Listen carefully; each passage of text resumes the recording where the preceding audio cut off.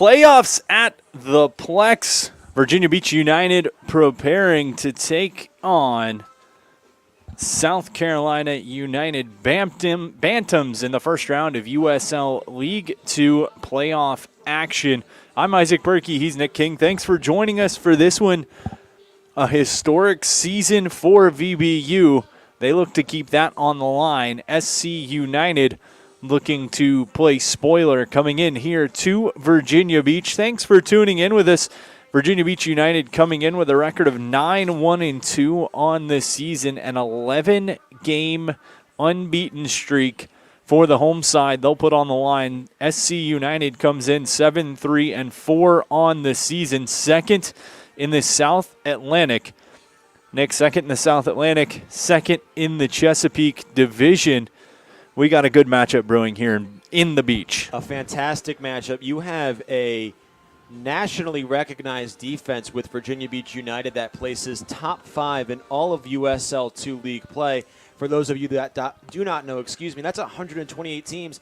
And then you have a Bantam squad that scored 32 goals this season and is absolutely all offense, all big swings. It's going to be a battle on the back line for United and on the attack for the Bantams. And to be frank with you, Isaac, I'm thrilled to be able to see it. This Bantam team coming in, you teed us up perfectly there. The Bantams come in after a 6-4 defeat at the hands of North Carolina FC U23, but SC United has won 3 of their last 7, with 3 of those other being draws. VBU, we mentioned the 11-game unbeaten streak for the home side. They come in back-to-back wins in emphatic fashion. 6-1 over the Marauders, 3-1 over Charlottesville to secure their first berth in the USL League 2 playoffs. Really the only blemish, the only blemish, the opening match of the season against Lionsbridge, and one that they darn near got back in Newport News, taking on Lionsbridge toward the end of the season. Yeah, this is a matchup of a team that's really hot and a team that's been shaky as of late. The Bantams are at a disadvantage early.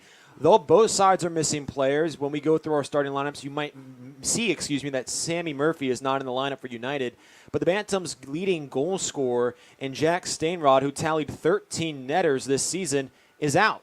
And so they've been a little inconsistent without him. And you've seen that 3 wins, 3 draws, and then a massive loss to the first-place team in the South Atlantic Division.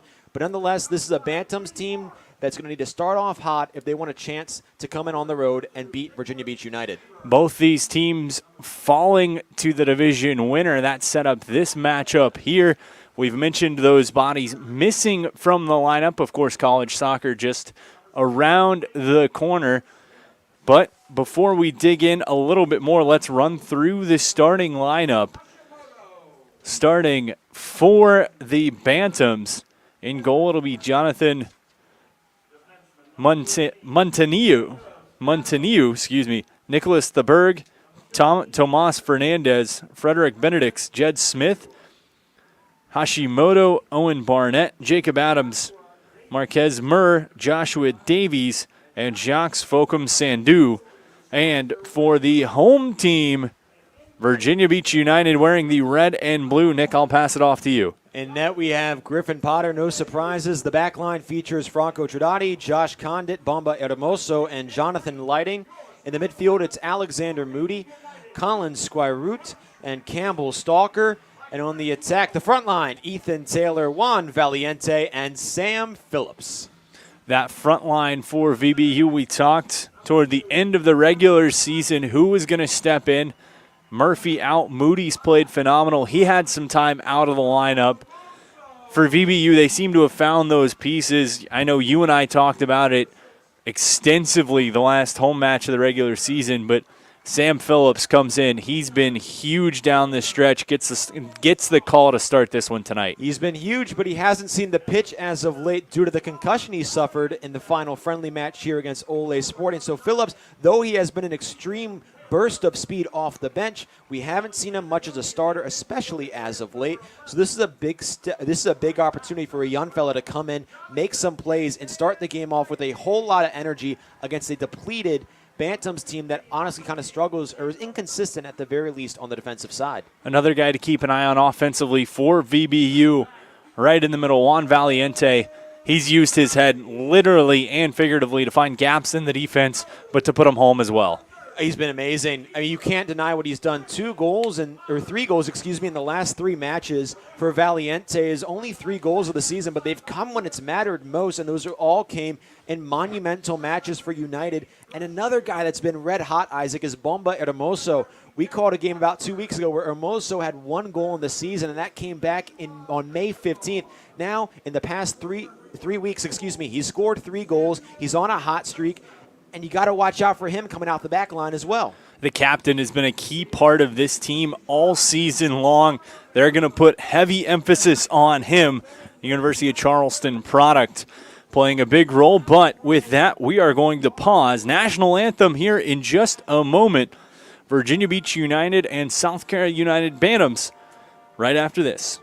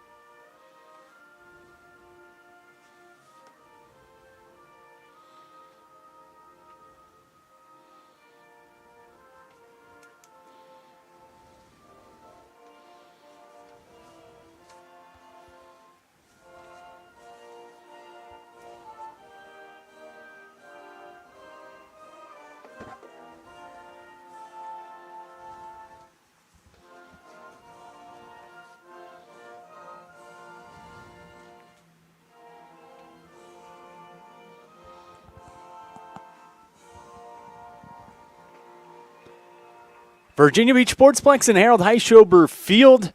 VB United and SC United Bantams preparing for a battle between the Chesapeake Division runner-up and the South Atlantic Division runner-up right here in steamy Virginia Beach. Both teams looking to push themselves on to the next round. For VBU, first ever trip to the playoffs. For SC United, a return trip, but VBU hoping to make it a short one. Before we dig back in, of course, the officials for this one tonight: AR1 Cade Brashear, AR2 Jeff Washburn, Joshua Escobar, the referee, and Samuel Yosef is the 4th man for this one. Thanks to all our sponsors for help making this broadcast possible and free for all of you tuning in. And, of course, thanks to all of you for joining us for this one. I'm Isaac Berkey. He's Nick King.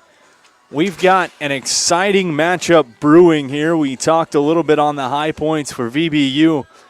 This Virginia Beach United team, a very, very, very, very much Virginia flavor to it. On the other hand, SC United, not so much a Virginia flavor or even a South Carolina flavor. Yeah, we just wrapped up the Euros. We just wrapped up Copa, and we're heading to the Olympics. And this team is all international, 1 American, and Jonathan Montaneau. Other than that, you have 4 Englishmen, 1 German, 1 Japanese player, 1 New Zealander, 1 Spaniard, 1 Canadian, and 1 Frenchman. They're all over the place. The Bantams bringing them in from all over the globe, not just all over Virginia. This is a diverse and skilled team going off a mainly Virginia productly based team in United. It's going to be interesting to see how United really does against the world. And something Coach Chris Mills talked about and was excited about with this Virginia Beach United side was the ability to have nearly every youth club in this area represented. He's done that, and he's done that with some big style, taking this club to their best season in franchise history, their first playoff berth, and you mentioned it, one of the stingiest defensive teams for VBU. But, of course, they're going to be tested. This Bantams team, you touched on it, we talked about it. They're no strangers to offense, and they're no strangers to games that end up looking like football scores. Exactly. This is a team that you mentioned is high-powered on offense, but we're also missing the fact that this is their 4th playoff appearance in 5 seasons. This is an experienced unit that has gelled together for an awful long time. 2 more games played the United as well. gives them a bit of advantage maybe in the chemistry department. So you have to remember that this Bantams team is nobody to be undermined or to be undertaken. They're dangerous, they're deadly, especially on the offensive side, and they have professional talent. I'm talking Premier League talent, Isaac. Mr. Muir, Marques Muir on the defensive side, played a game for Tottenham and 12 games for the Tottenham program in the Premier League 2 division. So some high talent and some high skill on this team that has played internationally. It's going to be a whole lot of fun. As we get ready to get kicked off, VBU in the red kits with the blue stripes down the front, red shorts and socks. Bantams in the call it Detroit Lion blue. I think I would have to agree with you there. No Amon-Ra St. Brown for those of you looking for him tonight, but a whole cesspool of talent on the Bantam side. Hard pressure applied as Benedict's was putting it right on to Hermoso. Ball taken away, that's Lighting. He's going to feed back to his fellow captain. They'll look to swing it near side. Franco Tradati, one of the college teammates of Hermoso. He looks a long ball far side, just undercut Phillips. And the Bantams will regroup back on their own end. First touches for the back line for the men in blue. We have to be careful when we watch Sam Phillips. We mentioned how he's coming off a concussion. I wonder how physical he will be being out of practice the past few weeks, not getting a whole lot of action in league play and in scrimmages. It's going to be interesting to see how fast he starts. Certainly for this team, though, is Phillips a chance there. Ball up. United want to try to work that to him.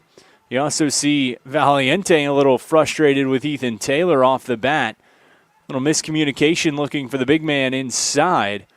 Bantam's going to try to feed. That one intercepted. It's Condit. Moves up. Valiente has to dance away from trouble. Tripped up, pops right back up. Whistle going to go. He'll get that call right near midfield. Cheeky play by the defense to pop it back over his foot, but VBU on the way, Lighting far side of the pitch. This is a great start for United in the sense that they're controlling possession and they're controlling the tempo. That's exactly what you want to see, especially against an experienced group. You don't want them to get the ball, and you want to pressure this defense that has been inconsistent, especially early. Played back, Hermoso. Pressure applied on him. Going to come away with that, as it was Sandu who was applying that pressure. Phillips, chance, steps by one, wants to get the right foot free, bounces it off the shin pads. And we're going to have an opportunity with the corner as Phillips getting a hop, skip, and a jump, trying to utilize that speed. We've talked about it. No hesitation from the big man early on. No hesitation whatsoever, and that's what you're encouraged to see if you're a United fan. Valiente is getting active and getting chippy early, and that's sometimes where he's at his best. And Ethan Taylor, you saw those two far side crosses. He's getting the leg working early. The attack getting some reps in. Just no shots quite yet. We'll see if this corner leads to something equating a great offensive look. Franco Tradati to take the corner. Looks to get the big left foot in and push it toward the front of the net. Header pushed right back out. Tradati will get chance number 2.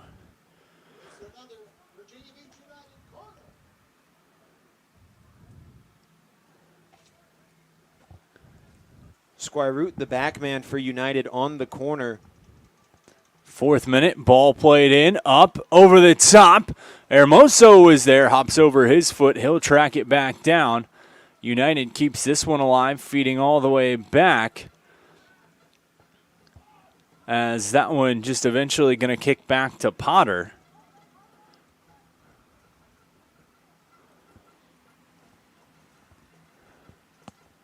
Through ball, middle, Valiente. Mistimed it, couldn't get a head on it. Bantams through middle of the pitch, pressure applied by Moody. They tap it back, Squireroot gives to Potter, and the keeper will hang on. Veteran presence on the backside is just going to try to slow his team down, calm things just a little bit. And that's what you want, especially in a game like this. Potter, the oldest player on United, by a wide margin of about 2 years. He's got a whole lot of chemistry with these guys. He's played with several of these gentlemen on the collegiate level before, so he has the chemistry and he has that veteran authority to kind of calm his team down, let them know that everything's okay, because a lot of these guys have not played in a game with these sort of implications. Off the throw-in, and Bantams wanted a handball called. Certainly looked like it might have popped up there from our vantage point here in the booth, but United will keep possession stepping on. Taylor. Luck's not always a bad thing, though that did look like a handball for United. They get away with one early. Turnover, chance, Bantams, feed far side on the run. Crossing pass, and that right there was Condit, who was able to just send it out. We'll get our first corner of the afternoon for South Carolina. As a good opportunity countering from Smith. Had a trio of Bantams there. SC United, though, unable to make anything come of it, as Condit was well positioned to cancel out anything Bantams had brewing. Great job by Condit. A little cheeky there when you're right in front of the goal. You don't want to net it in your own net, but in back post, header, save. Potter collects it in right at him, and he's able to make sure that stays out. Quickly chucks ahead. Taylor on the run. The JMU product feeds across. Only one there is the keeper. And SC United will regroup. 7th minute. 0-0 the score. Both teams testing the keepers early on. Both teams with set piece opportunities. Trying to feel each other out. First time in USL League 2, and well, since basically the first run through of the division, these teams are seeing a completely new opponent. Chance to figure out who's got what and who's going to bring what as Valiente tries to send it across. Turnover. Bantams chip into the box. Condit going to track it to the inline. Potter will save it before it goes out just to keep it alive. It's interesting, Isaac, how United started this game fast-tempoed, really collecting themselves on the offensive side, taking their time to move up the pitch and then exploding on the back line of the Bantams. Now they can't seem to get anything going, and the Bantams the ones pressuring and getting the better quality shots. Potter had to get up there off that set-piece header to reach the save, and then had to almost double volley it to himself to keep it out of the net. United needs a good look, and they need a shot. Lighting gives to Valiente on the run. Chance here, and that one tapped off the foot. It's going to go for a corner, but that could have been what they were looking for there, as Phillips, using that speed we talked about. He was out for a little bit, doesn't seem to be showing any signs of rust in the early stages here. Absolutely not. He's been the most active forward for United. He's received the most action on the far side. He's gotten what seems to be a couple intended shots off, just none really gracing the area of Monteneau, excuse me. But he's been active, and so is Stradati over in that far corner. Into the box, back far post, header goes up, trying to track it down. Moody is there, going to be sent out. It'll be a throw-in for United. Another look for VBU. They try to curl it to the back post with Stradati. Nothing going as the Bantams able to clear it out, but it'll be a throw-in here. Moody has Taylor jogging to him, surveys his options, and gives to Valiente instead. You have to be impressed with what this Bantams defense is doing inside the box. Not a whole lot of height on that back line in the midfield. A couple of guys under the 5'10" measure, unlike United, who's pretty much all over 6 foot. So you got to give them a lot of credit in the sense that they are stopping the big guys from getting up there and using their head. They're playing a great defensive package off the corner. Got to be really impressed with South Carolina right now. Set piece opportunity for VBU. Taylor going to be the man. They're going to bring him back toward the sideline a little bit.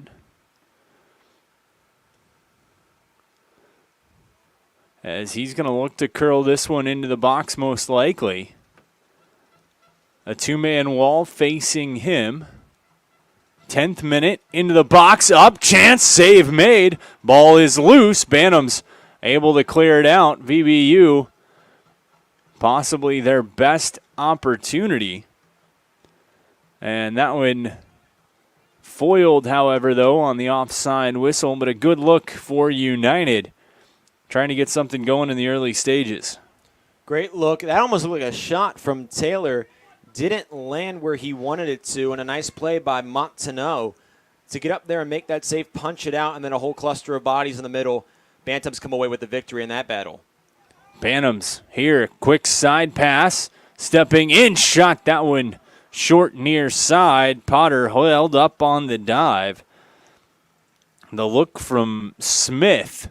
He's been very active offensively early on, trying to make something happen here for the visitors, but 0-0 the score. 11th minute in this one. VBU and South Carolina United. South Carolina with the best offensive look right now is Valiente eaten up by the turf monster and grabbing at his ankle. You can't have an injury at the attack position for United. You're already shorthanded without Murphy. If they lose Valiente, who's been red hot as of late, this could be extremely detrimental to how this game plays out if you're a Virginia Beach United fan. And a quick talking to from Muirs. Looked like he gave Valiente a little bit of an ankle tap on a flyby. Off the restart, United sends back to Hermoso. They'll swing around. Condit taps this one up. United looking to press the issue. We've seen him utilize that far side. Chances here. It's Murphy in. Valiente. Back shot. That one right at the edge of the box. Blocked. Taylor feeds across. Lighting. Settles. Tap in. That one high and saved by the keeper, Montaneau, as he's going to hold and just try to slow things back down, trying to counter any momentum United might have started to brew over those last few minutes. Great shot by Stalker, though, just happened to land right off the back of Valiente, and there's Valiente as we speak. United pressuring once more. Right in the midst of things so far has been Valiente. The offensive threat for United. That errant pass gets through. United feeds over, this time Moody. The Virginia Wesleyan product. Chips to the sideline, running down, just stays in. Good positioning by Tridani, but able to pull away as Benedict's pass up. Flag up as Sandeau offside. And another attempt, another opportunity, I should say, foiled by the flag. I've often been told, Isaac, work smarter, not harder, and that's exactly what Josh Condit did. He saw Focom Sado blazing past him. He decided, hold back, wait for the through ball to go. I'll draw the offsides, and that's extremely disciplined play, by a player that's just 21 and wrapping up his junior year at Virginia Wesleyan. Worked across. Here's Tridati.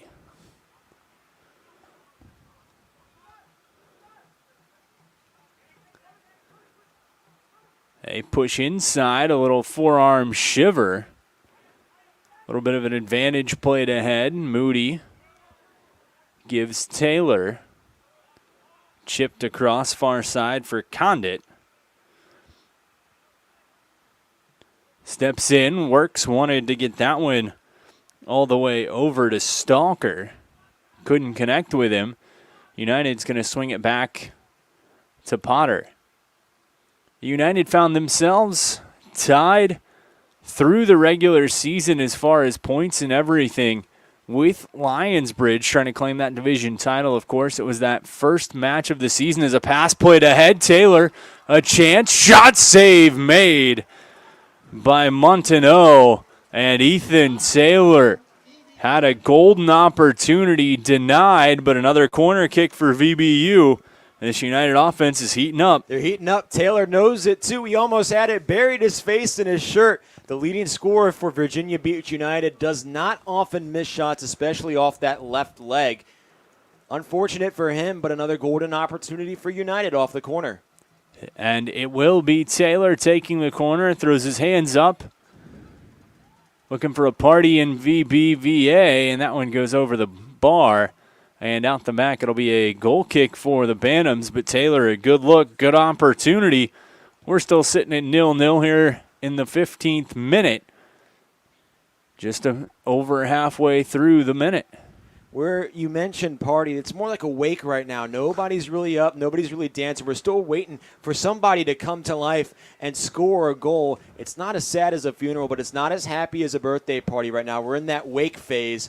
We'll see what team can, I guess, raise the dead. I don't know, put a score on the board, however you want to phrase it. United's been the one pressuring, but the Bantams have had some really good looks as well. The enthusiasm coming from both sides, looking to see who's going to ratchet it up to the next level. VBU, several good opportunities, hoping they can make these roll down like a waterfall and keep things trickling on here as we enter the 16th minute. 0-0 the score. Ethan Taylor almost broke the deadlock. We'll see who can do it. Here's Valiente through the middle of the pitch. Positioning, outruns his man, tries to tackle. Whistle going to go on Valiente as he got caught up with Smith right through the middle of the field, drawing the whistle. And we'll go to the Bantams. Smith and Muir in that exchange. Muir already got and has received a talking to from the officials, which comes to no surprise considering he leads the team in yellow cards with 5 and had 8 yellow cards tallied his freshman year at Kentucky in just 18 games played. So definitely a feisty one coming out of England. Used to play for Tottenham's program and now takes his talents to the Bantams. Definitely really skilled, extremely physical. Just has to watch his aggression at times. But he's been a problem maker, excuse me. Opportunity cutting to the middle, pass across, shot, chipped up wide. And it'll be a goal kick for United. Good look. Bantams trying to counter back. It's the Berg. He says, Taylor, I see you get a chance. I want one too, but we're still knotted at 0. 17th minute of this one. Plenty of action to go around. The question now, who's going to break the deadlock and put themselves in a good position as we approach the midway point of half numero uno. Almost a fatal mistake there by Squirroot. He had one against Lionsbridge where he let a couple attackers through the backside off a set piece from United, which led to a score that evened things up 2-2. So the new addition for Virginia Beach out of CNU has to be a little bit more disciplined and a little more careful with the ball, especially taking over for a guy as skilled and experienced as Cooper Kieran.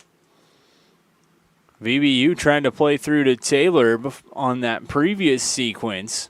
They've had a few come through him, certainly going to look to continue to utilize him. Taylor with speed on one side, Murphy on the other, as they look to counter here. Nice opportunity. Squirroot plays back. There's the captain and returner from last season's team. He certainly helped turn things around from last year to this year.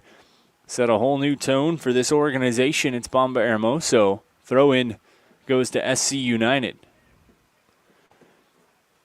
You mentioned how Phillips and Taylor, two speedsters on the far side, winners for United, but one guy I'd like to see get involved more that has that speed is Alexander Moody. You haven't seen him involved so far in the offensive action or game plan for Virginia Beach.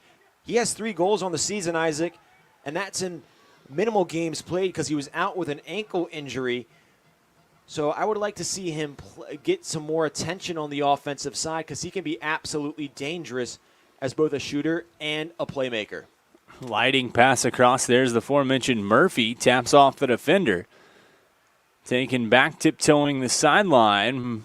And Moody keeps possession for United. Middle of the pitch, Squirroot, Stalker. Dances away, Murphy. Looking to free up the right foot towards the middle, ball punched out. Squirroot trying to close the gap, can't get there. Stalker will collect. They feed Moody. He gets past one, tries to step, ball poked away. Taylor Long shot spinning, and the keeper, Montaneau, pounces down on top of it. He saw it coming through. Ethan Taylor getting chances, though. Didn't quite get all of that one. The first one, absolutely, that shot off the left foot was booming. That one just kind of got the top, a little bit of a knuckleball action off the turf. But he's getting frustrated out there. Don't know if it's anger or more nerves, but you saw him throwing his mouthpiece about 5 minutes ago, and he's buried his face in his shirt both times after 2 misses. He has to be a leader. He's the most experienced player on this front line for United. Taylor, hopefully, if that's not anger, has to lead by example. 20th minute and counting. Turnover just over midfield. VBU takes it back. Valiente back and forth with Murphy. Swings to the middle. Squirroot. Tridati. Into the box. That one, we've seen the power of his shots, and that one goes about 40 yards and out. It'll be a goal kick for SC United. You can tell early Virginia Beach United really liking what they see on the far side of the Bantams defense. That's Fernandez and Adams. They're not attacking Muir and Davies all too much, but they have a height advantage and an experience advantage and could be a talent advantage on that far side. They've been using Phillips. That one they tried to stalker, but Taylor and Tridati now both trying to fit it to that side to get Phillips involved and to get Valiente involved if he's in the area. So if you're the Bantams, you have to adjust and guard that far side because that is where United has been pressuring early. In the middle, opportunity far side. They were looking for a man coming up fast. That was Benedict's. But the ball going to go out, throw in for Virginia Beach United.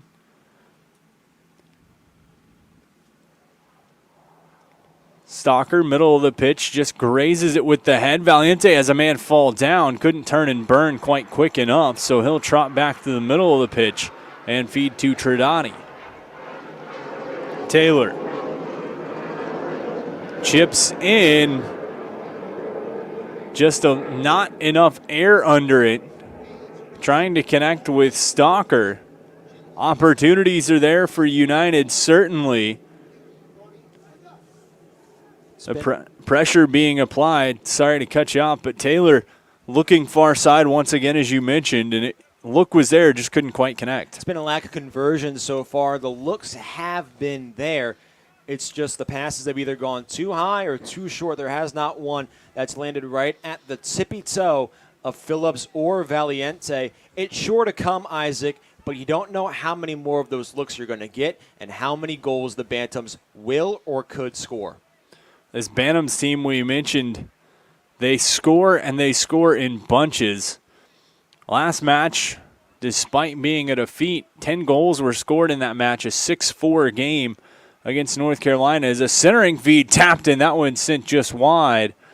Hermoso pointing for the offside, but it's going to go out for a goal kick either way. 23rd minute as we just passed the halfway point of half number 1. This Bantams team we touched upon at the start, but offensively has been very good this season. Look down the stretch over their recent run of a draw-win, alternating 2 goals, 4 goals, 3 goals, 3 goals, 2 goals, 4 goals.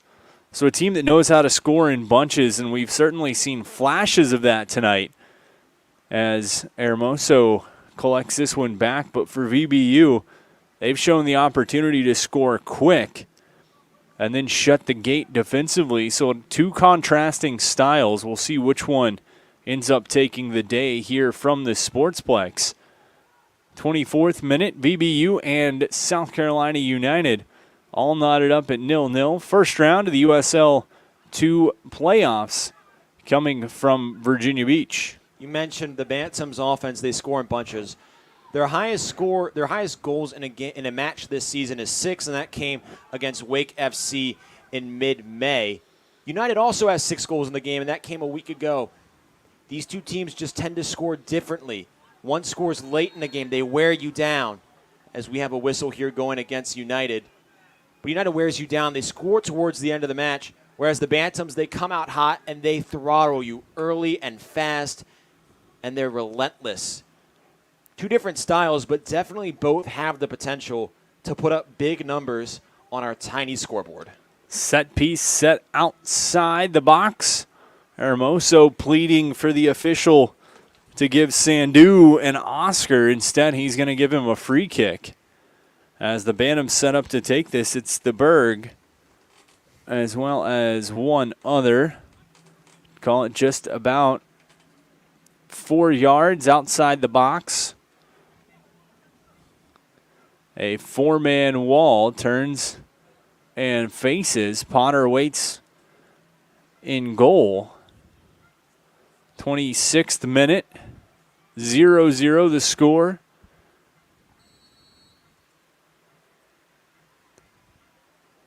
Approaching, right foot, curling. That went off the outside of the net. A good look, good opportunity. Benedict's tried to make it happen, but sent it just wide. I'm sure several of you United fans had flashbacks to that first road match against Christos, where United was up 1-0. It was the 80th minute. They thought they had it in the bag. And then, a set piece just like that. Found the back of the net. That's the only one they faced all season, Isaac, and they're 0 for 1 on stopping them. Though there was not much action on the defensive side to halt that scoring opportunity, it's got to be a breath of relief for Chris Mills and a breath of relief for Griffin Potter, knowing that this team is successful in stopping those set-piece opportunities. And just touching on that Christos score, that cost United first place, arguably, in the Chesapeake division. No arguing about it. A win there puts VBU into the Chesapeake Division Championship seed. Is a chance here. Valiente shot. That one blocked. Comes right back. He was trying to find some freedom. Couldn't get away. Ball into the box. Back post. Header pushed out. And it'll be a corner kick. There's that far side. We mentioned VBU going there. They had Murphy. Couldn't get it to him. Nice play there by Smith, who came on the back end from the front lines to head that one away. You've got to be fortunate, though, if you're a Bantams fan, that Fernandez was not the one going after that header. He's extremely talented, but not the lengthiest defender, only 5'7", a $141. To have a lengthier guy get there, extremely important. Ball in. That one tipped off. That'll be a goal kick for the Bantams.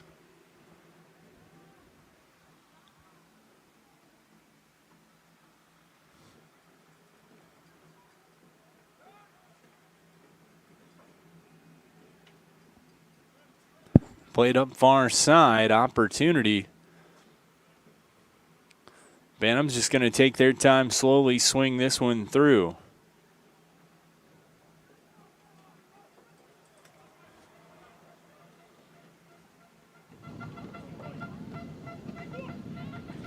Cross midfield. Slowly taking their time, trying to go far side of the pitch. Had one on the run. That's going to get through. Fernandez feeds in, chance, chip, back post, looking for a man. Couldn't quite get it where they wanted it to.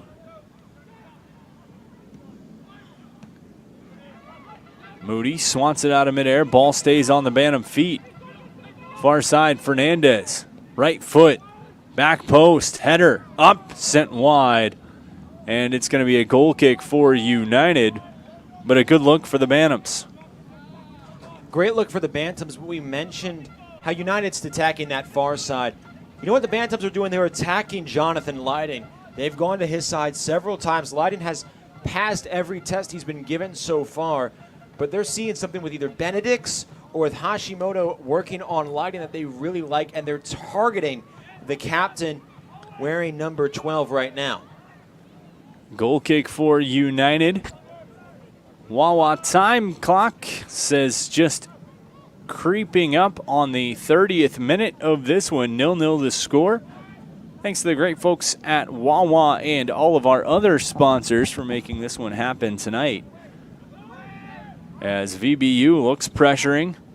Dancing his way through is Sandeau. He's tripped up. Possession stays. Pass through. Moody going to feed back to Potter, who sends out to midfield. Stalker over his head. Valiente can't track it down. SC United sends back to the keeper, Montaneau. A whole lot of action happening, but not a lot of shots. United, 5 corners now, hasn't really capitalized off any of them. And honestly, Isaac, their chances or their looks have decreased in value as time has gone on. The last one we saw wasn't even close to the box, let alone a man in red. United starting to wear a little bit. They need to take advantage of its opportunities before the Bantams capitalize and put United behind, which is a place they have not been much this season. Starting to feel like a heavyweight boxing match of sorts. Counter punch, punch. Questions who's finally going to break through as cutting across the middle. This time is Fernandez. He feeds back. Bantams will press to midfield. Work far side in front of Coach Mills and the VBU bench. Right there is Hermoso to boot one out. Out kicks his coverage, and the Bantams will pull back near side. Fernandez feeds down the line, connects with a man, works in front, off the foot. United, Squirut, and he's going to take a hard tackle. Whistle going to go. Official going to have a nice little talking to, but a reset for United upcoming, and we're actually going to get a hydration break here in the 31st minute. 0-0 the score so far. VBU has had chances. South Carolina United has had chances. But so far the 2 division runner-ups vying for an opportunity to keep their dance card going. Nobody able to break through. Both teams still looking for that perfectly calligraphied invitation to the next round. Question is, who's going to pick it up off the table and run with it? And it seems like both teams, sometimes it's been nerves, sometimes it's just been lack of execution. This Bantams team has the experience advantage. They're a veteran squad. United, it's the first time here. You mentioned how it's a heavyweight boxing match, Isaac. No big blows have been thrown so far, and it almost feels like we have a middleweight and we have a lower ranked boxer in weight class moving up. This is a Bantams team. This is their 4th playoff experience. United has never been here. They've never seen a stage as bright as this. So they're coming up and trying to take a belt, take some experience, take a win away from a Bantam squad that holds the advantage in experience and has been playing hot on the offensive side in these past few moments. That said, certainly not to overlook the experience of this VBU side when it comes to collegiate playoffs. You get 2 key players to this side in Trinati and Hermoso, experienced collegiately in the playoffs with Charleston. You get other guys who have experience through Virginia Wesley and Christopher Newport, guys who have played meaningful games recently. Just at times is different when you're playing for that new crest on your jersey, a new league, guys top to bottom, something a little bit different. But here under the lights, a hot one. We're going to see who heats up and who takes it. That's exactly what it's going to be, and you're right. United does have several players that have played in big games. Juan Valiente, a big one, won a championship this year at the collegiate level, or at least in his collegiate career, excuse me. But you're right, Isaac. This is a different environment. This is a different feel. You're with a bunch of guys you met almost 3 or 4 months ago. These aren't guys that you've been with for 4 years. So having to gel and work through this adversity together, especially if you're United, who hasn't seen much adversity this season. I mean, an 11-game unbeaten streak, and they haven't been behind in one of those matches. It's just a matter of overcoming that as a unit and trying to get on the same page and convert those offensive looks. And for this team, potentially last time this group will be together as a whole, so trying to keep the ride alive, keep things going for both sides, but for United, keep what's been a historical season full of very high points rolling here from Harold Heischober Field and the Virginia Beach Sportsplex. 33rd minute in this one. Appreciate you joining along with us. Later start due to the extreme heat here in VB.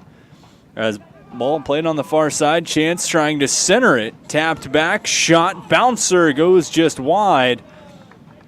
And Bantams keep going for that far post, and no love as the ball keeps hopping wide. Great idea, though, by Fokum Sandu to just flick that ball slightly backwards. It's the extra pass, and usually it pays off. Unfortunately, I believe it was Theberge could not convert on the opportunity, but the Bantams, their ball movement has been fantastic, and that's just a pure example right there. Throw in Taylor wanted to catch Valiente on the hop. Couldn't get it to him. Comes right back.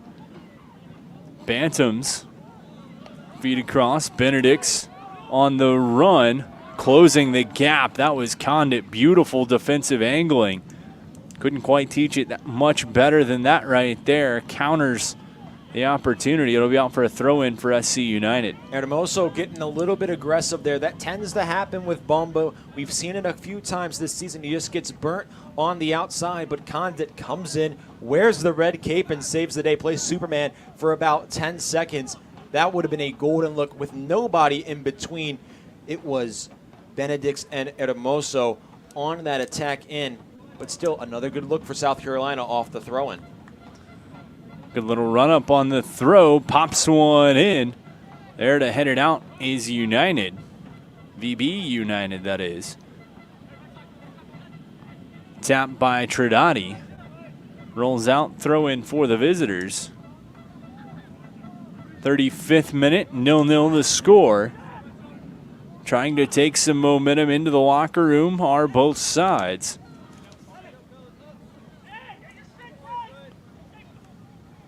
Stalker. Knocked away from him. Moody. Side tap. Kept. SC United. Feed. Fernandez looking to cross to the middle. Tapped out. Taylor felt the presence behind him. Decides to get on the run. Ball up. Handball called on Muir. United will go quick as Moody has lighting far side of the pitch, just able to get there. Good closing gap by Jonathan. Keep this one in. Played up. United swings across. Moody. Chip. Lighting. Looking to feed right foot in. Back post. Valiente. Header. Played up. Still live. He falls down. Ball pushed up. And United forcing the issue. This time it's Trinidadi into the box, scooped up by Montaneau. Back-to-back good chances. United starting to pick up a little bit of energy again, hoping the momentum will swing in their favor, but Montaneau saying no. You mentioned a couple moments ago how momentum will be big going into the locker room.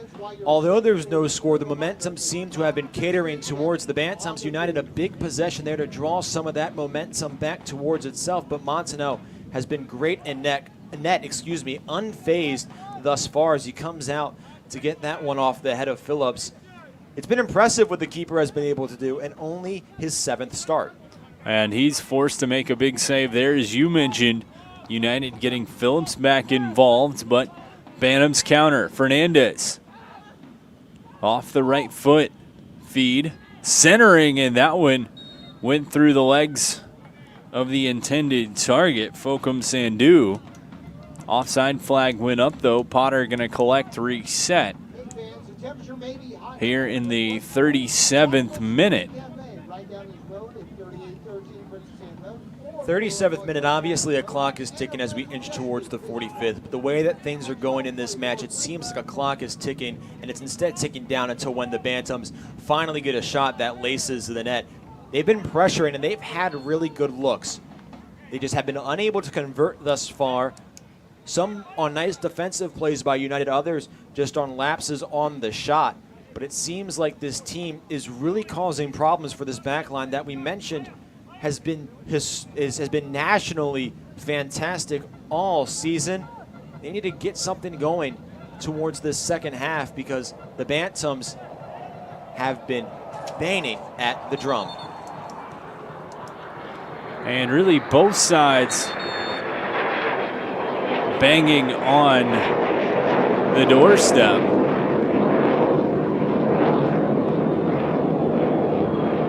Trying to find someone who will step up and say they want to be the one to shut the door.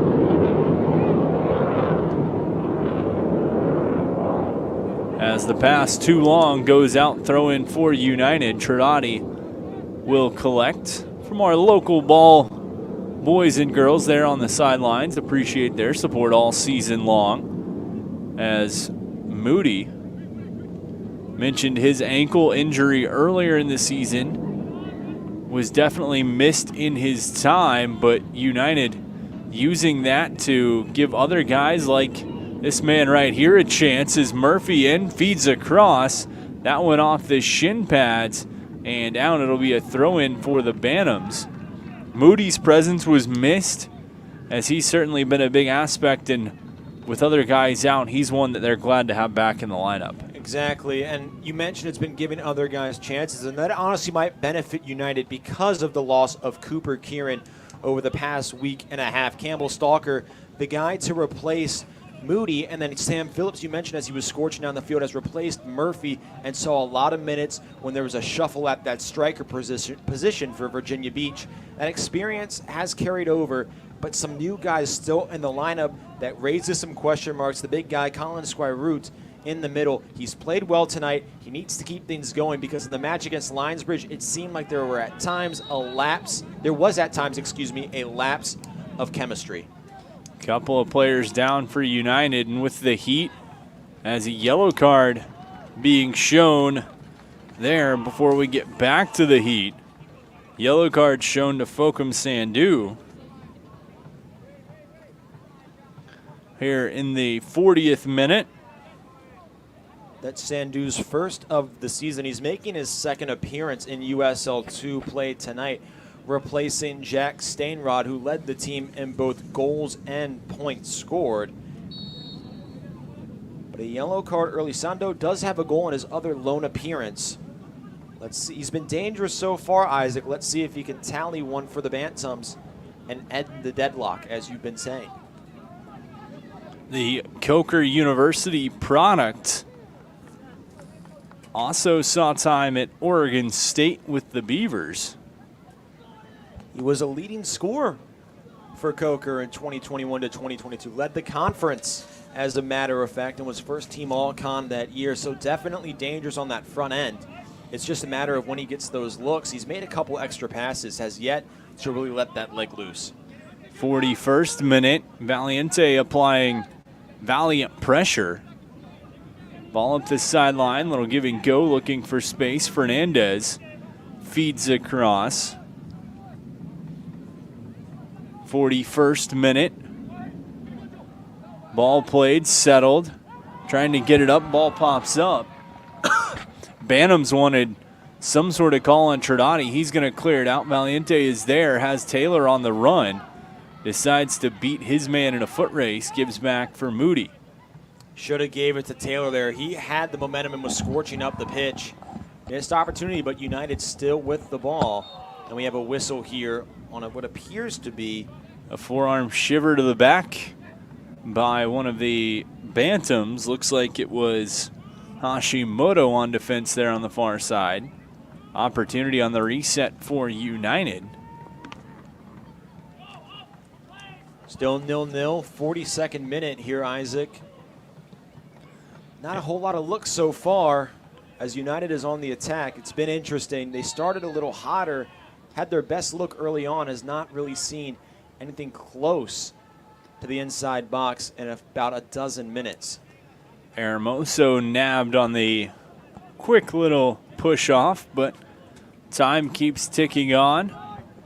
We will keep an eye on the official for stoppage time here in half number one, but certainly creeping down. Not a ton of extra stoppages, we'll say, as Bantams working across the back line. No substitutions so far in half number one. We'll see what half number two looks like when we get there, but with the real feel at kickoff right around 100. Certainly something to keep an eye on with these guys playing in the heat, running back and forth as the ball goes through the legs of Valiente. At that point, the opportunity for VBU down the stretch to get plenty of guys in becomes that much more important as we look at the United bench, as guys with USL2 experience, you look at McCloskey, Ruddy, Wayland, all had significant experience, and we'll see what their chances look like here in half number 2 or whenever they hit the pitch. Meanwhile, Bantams far side, looking to center. 44th minute, just entering. Ball played back. United almost planned to escape this first half without surrendering a score. No aggression from the striker in Valiente, and Taylor playing far back. They seem to just be content with going with a 0-0 tie into the break. Valiente tried to settle, but Muir kicked away from him. Bantams cut across, pass pulled just ever so briefly. They're going to feed back to midfield.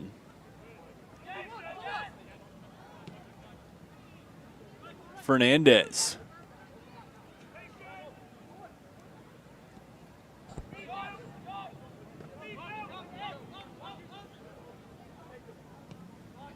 Bantams really taking their time on this possession. Picking its shots. Watch out for Fernandez. He's had a couple great looks on that near side, crossing it towards Lighting, but he's been testing Trinidadi as of late. So watch a feed over to him. He's got a lot of turf in front of him.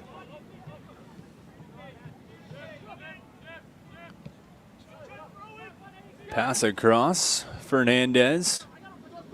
45th minute.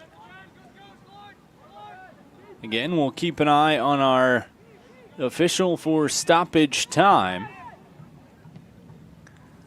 Far wing, trying to cut to the middle, collision, ball just booted back the other way as the Bantam players slow to get up. Keeper Montaneau comes out to play it, feeds across. Isaac, I don't know if it's just me, but United taking an awful lot of walks here on the pitch. They seem exhausted while the Bantams seem fresh. Likely that momentum and that scoring presence that they've had, but it's been all South Carolina pressure and no extra time for the most part here at the Sportsplex. Just about 5 seconds, and then we get the whistle from Joshua Escobar. So 45 minutes in the books.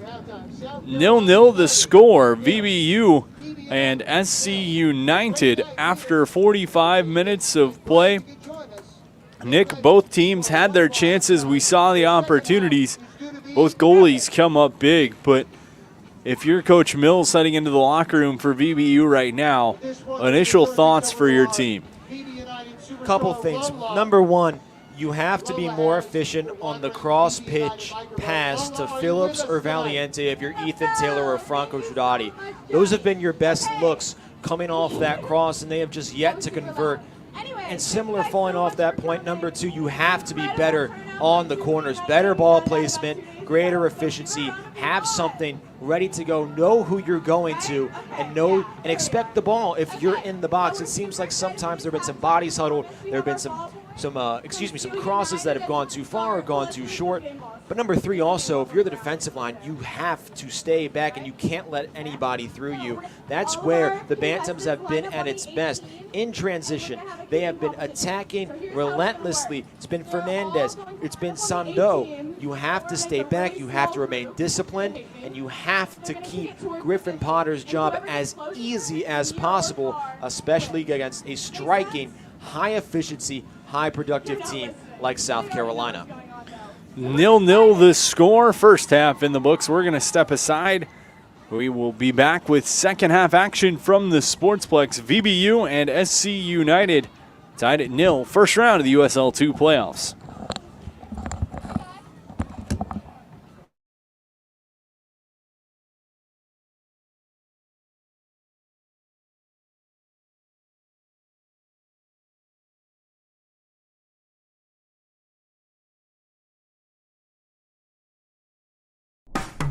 After more than 50 years of innovation, AstroTurf still leads the way. The inventor of artificial turf does it all, right here in the USA. We engineer, test, manufacture, and install the world's most innovative fibers and turf technologies, with over 30,000 tracks and fields worldwide. AstroTurf, powered by Sport Group. Treat yourself to a visit to the Drip Bar IV Hydration and Vitamin Therapy in Virginia Beach. Boost your immunity, increase your energy, and promote anti-aging with our personalized treatments designed to ensure efficient nutrition absorption to rejuvenate your mind and body. Come see our chic and relaxing day spa for yourself today. We welcome walk-ins and appointments. Our medical professionals will help you achieve your best health and answer all your questions. The Drip Bar at Lansdowne Commons in Virginia Beach. I grew up here. I know this town. I know the people here. More important, they know me. As a banker at Town Bank, we become part of the communities we serve. The people who bank with us, our members, know us. When you bank with Town Bank, you'll know your banker. You'll know you can reach us, and you'll know we're here for you.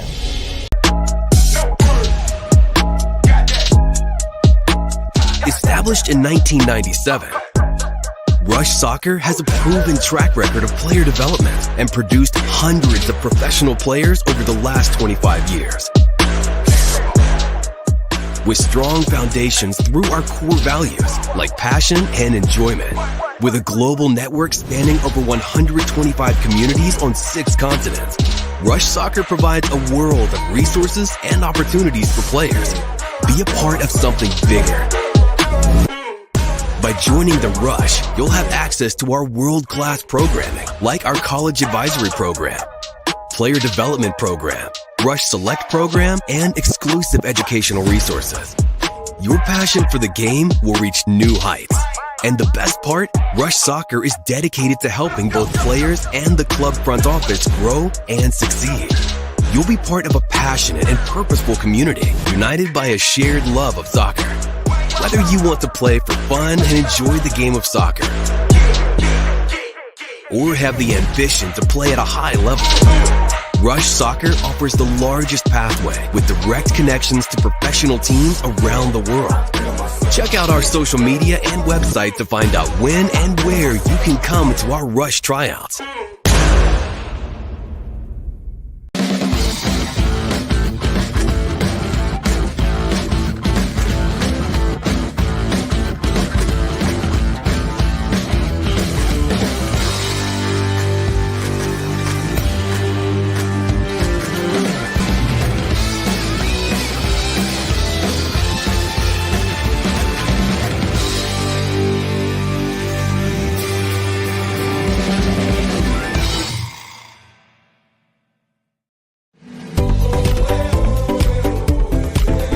As a lifelong local, avid waterman, coach at Kellam High School,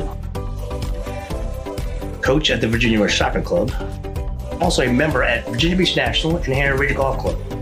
The 757 is a great place to live and play. As a seasoned realtor at the Bryant Group, I know I can find you the perfect home.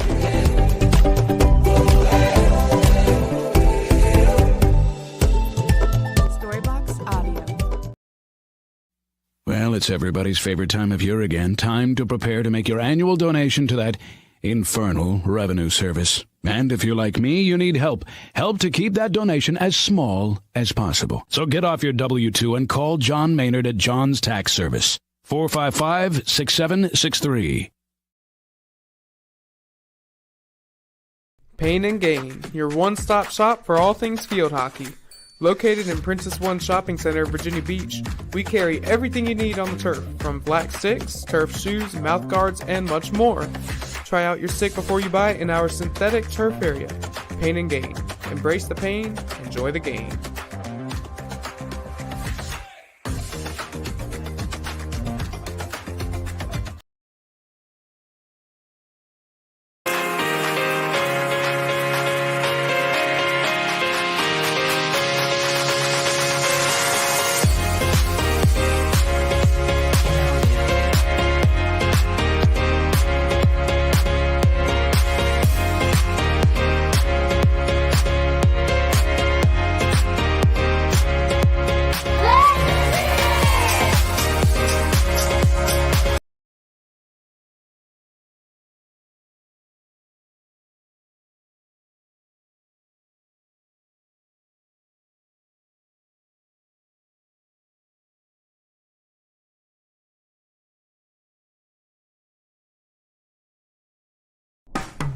After more than 50 years of innovation, AstroTurf still leads the way.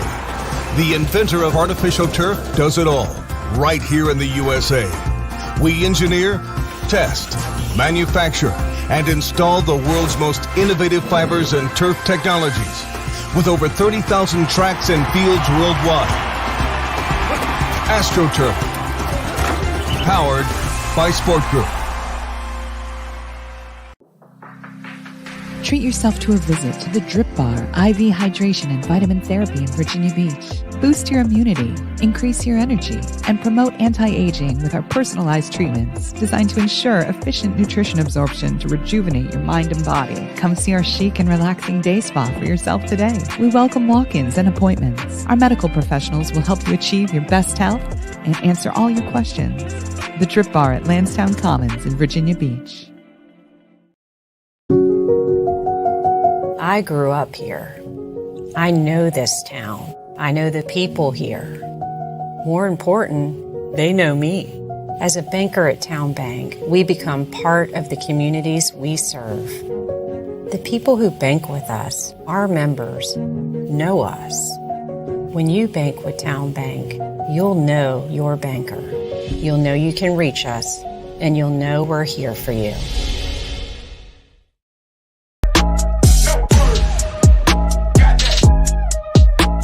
Established in 1997, Rush Soccer has a proven track record of player development and produced hundreds of professional players over the last 25 years. With strong foundations through our core values like passion and enjoyment, with a global network spanning over 120.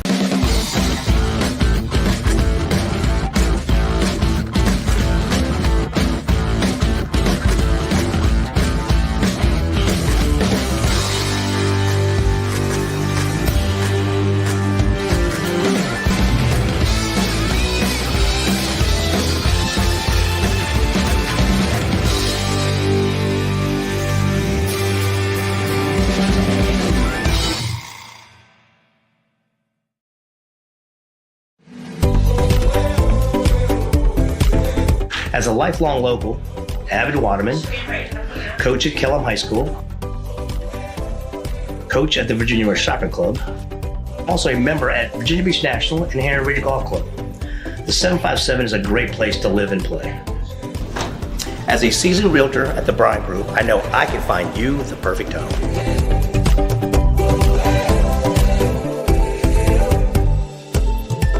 Get ready for a season of thrills and excitement. Virginia Beach United invites you to experience the adrenaline of USL League 2 Pro Soccer.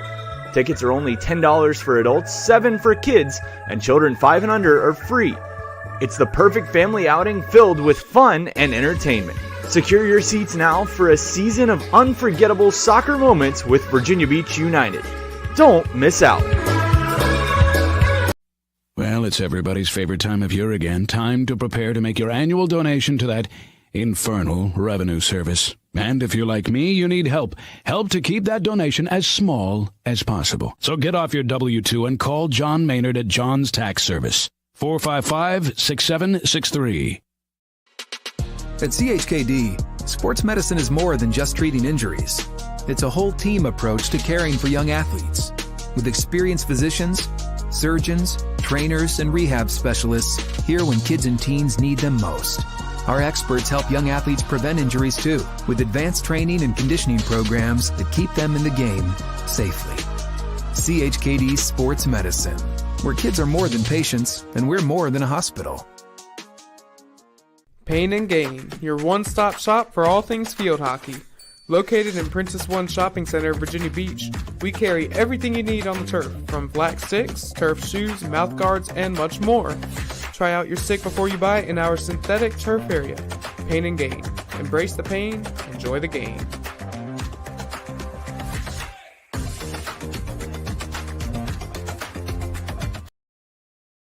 Pain and Gain.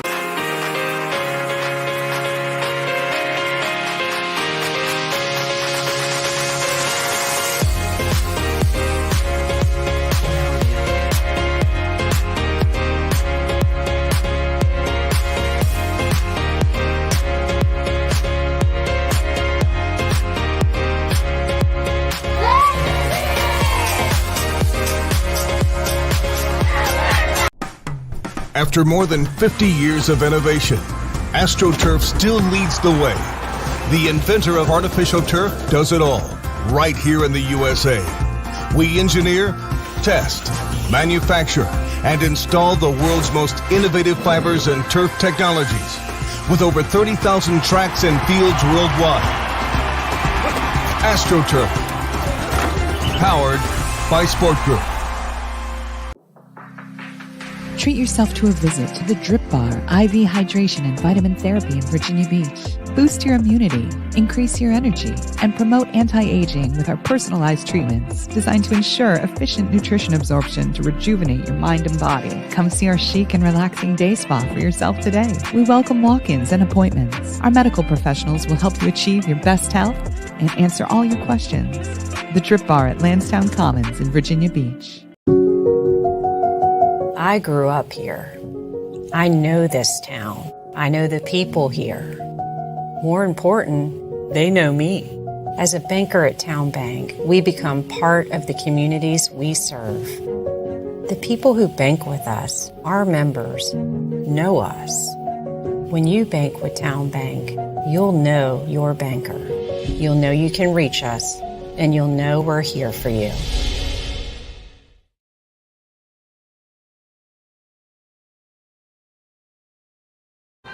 "45 minutes gone, the score.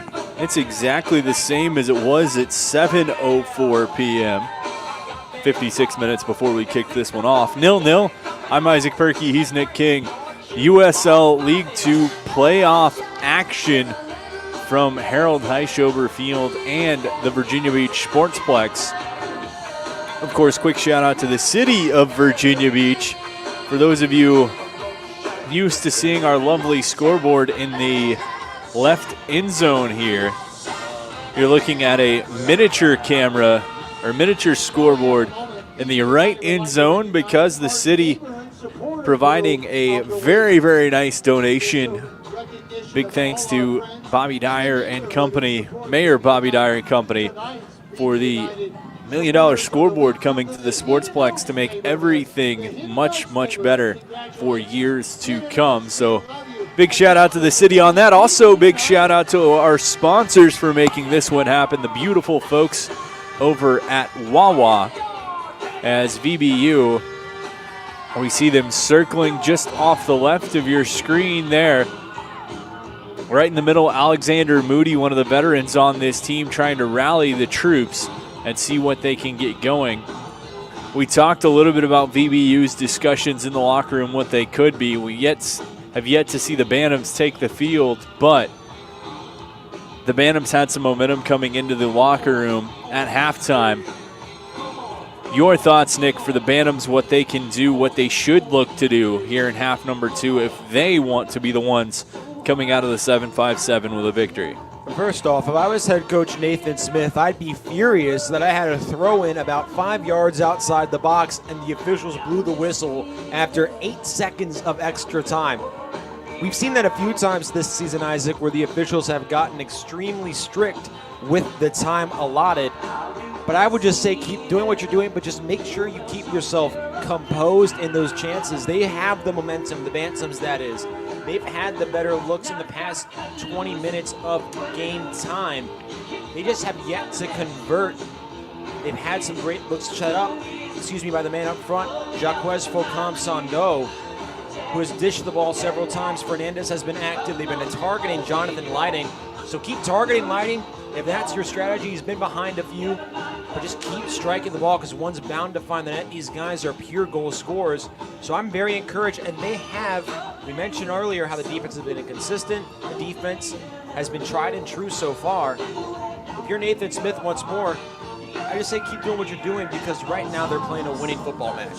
On the other side for VBU, offensively, Sammy Phillips, Ethan Taylor, Franco Trinati, really whoever's been hopping in, they've kind of been targeting that far side, the defensive grouping of Adams and Fernandez.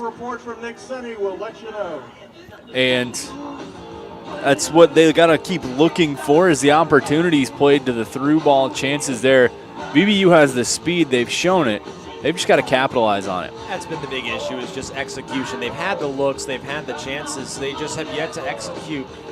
And that far side has been open that we talked about will be the near side in this portion of the match. But maybe if I'm Chris Mills, I tell him to slow it down a little bit.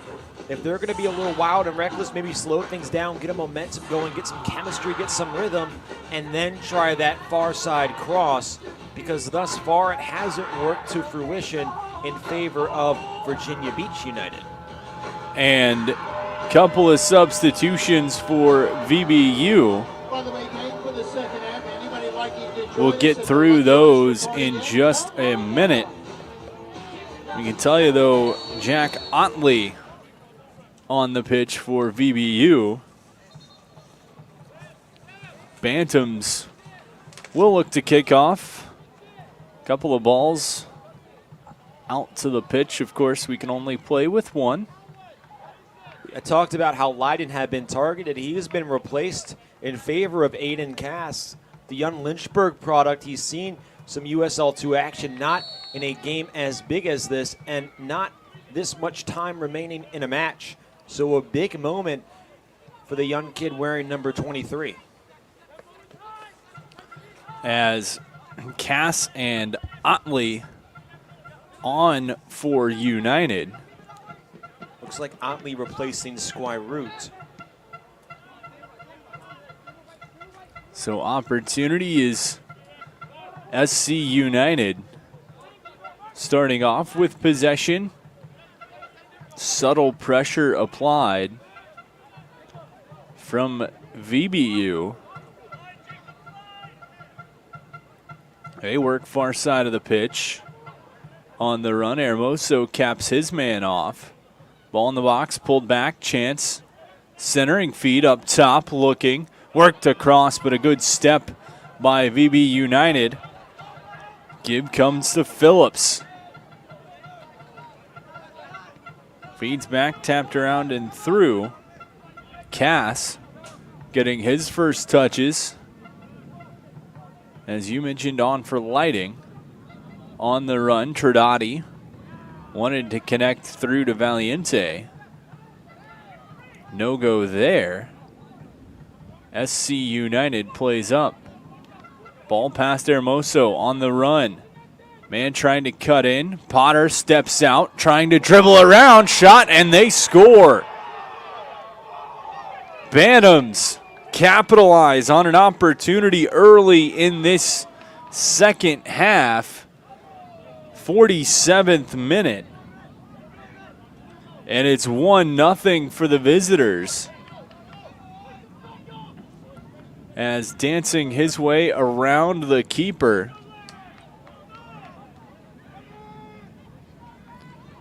And tucking that one past Potter. 1-0 SC United. As it looks like it was Benedict's able to get the visitors on the board. They lead 1-0. And we saw earlier Hermoso on the far side taking a risk and getting beat around the edge. At that time, Condit came in and saved the day. No help for Hermoso. He takes a risk, takes a poor route on the ball, and pays for it as a long shot here by Moody easily saved. But that's a big mistake by a guy that's supposed to be your captain. You can't let Benedict's blow past you, especially with no help and nobody for him to pass the ball to. It was just him and Benedict's. You play that well, you have help coming from the near side. A poor play by Hermoso, and frankly, great capitalization by the German Benedict's. His third goal of the season, and it's a big one. You saw that Bantams bench ignite. Off the kickoff, Moody allowed himself to be baited into sending that one right at the keeper. Thought he could chip one over the head of Montenot.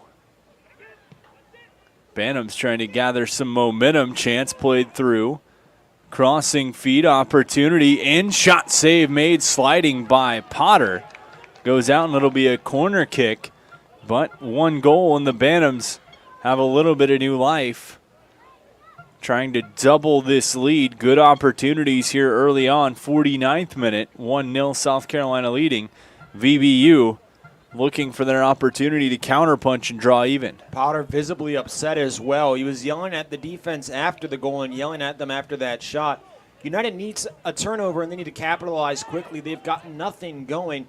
They've brought in Otley, who has been described by a pair of players to me as an offensively suited midfielder, somebody that can score with ease. He's been around the team all season, finally beginning to see action after his tour of traveling the nation in showcase tournaments has ended. But they've brought in the guys that are supposed to be able to score, and they need to show out because right now there's no tomorrow, and they're down 1-0. Ball coughed up, but right there to boot it out is Condit. Far side, Bantams trying to center. Pulled back, played up the line. And Isaac, you could hear a pin drop in this stadium right now. The crowd is silent. They're mute. No noise coming right now. All the energy that was surrounding United heading into this match and beginning it has depleted in phenomenal fashion due to the Bantams' relentless offense. Phillips on the run, trying to center, puts one right in to Montenot. The striker tried to use his speed there, got a little bit of separation, but not enough to put it towards the middle of the pitch. Great look there by Phillips. It's just a lack of being able to capitalize on those opportunities that has been the tale for United all night. They need to rewrite the book, or else they're going to go down after a historic season with an ugly finish. Far side of the pitch. SC tapped across. Hashimoto dances one up, feeds back. Bantams swing around. Goal in the 47th minute gives them the 1-0 lead, trying to add to that. United trying to find a spark plug of their own. Gain some new life. Moody on the run, has Phillips ahead of him. Gives up. Phillips trying to center that one off the defender out. That'll be a corner kick for United. Their sixth of this one, first of this second half. Trailing 1-0, 52nd minute. Looking for something to get going as Trudati going to make his way to the corner. I don't understand the strategy right now for United. With several men outside the box, I feel like you really have to crowd that area. You have your best goal scorer in Ethan Taylor closer to the 10-yard hash mark, about 15 yards from the net. You have the big guys inside, but this setup has not been working. I feel like you got to crowd the keeper in Mondano, make him confused because he's been disciplined all night and try and let one eke by.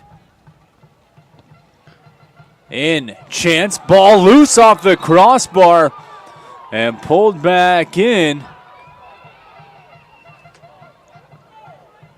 And that one's going to go back to VBU, a good opportunity. Looked like it hit the football crossbar as well as the soccer crossbar. Chance again for Tirani, but VBU trying to get some life. Back post, header up. Bantams collected off the arm. That goes up. Flag went up. The referee waving off his own assistant there. Not something you see too often. As Hashimoto gives to the middle on the run. Chance. Sandeau into the box. No call. The official saying he's going to let the boys play. That's well established so far.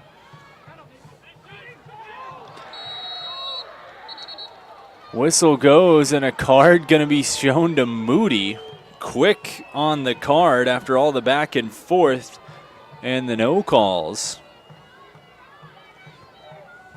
Traditionally, I would say, Isaac, that if you're not going to make the handball call, which evened out because there were two handballs each on, one on United that was missed and now one on the Bantams that was missed, you have to be lenient, especially after that no call in the middle there. But it seemed as if Moody was tracking down number 2 for the Bantams in Nicholas Theberge, and just rammed his shoulder into him. Clearly intentional on Moody's part, and if you're the captain and a veteran on this team, you have to be more disciplined. Obviously, frustration is brewing, but you have to remain calm and composed if you want a chance to come away with a win in this match, or at least even things up going into the latter portions of it. 54th minute, VBU down 1-0, just keeping it in. Headman listening to his line that time as ball goes out. It'll be a throw-in for the Bantams. Long throw, far side. Hermoso tracks and pulls away from Benedict's. Out down the line, throw-in comes back for SC United.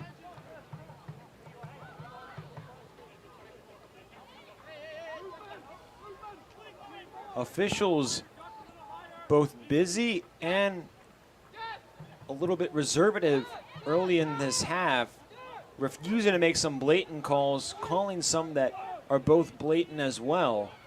Some inconsistency along with the correct calls, but United nonetheless not coming away with anything positive in any of them.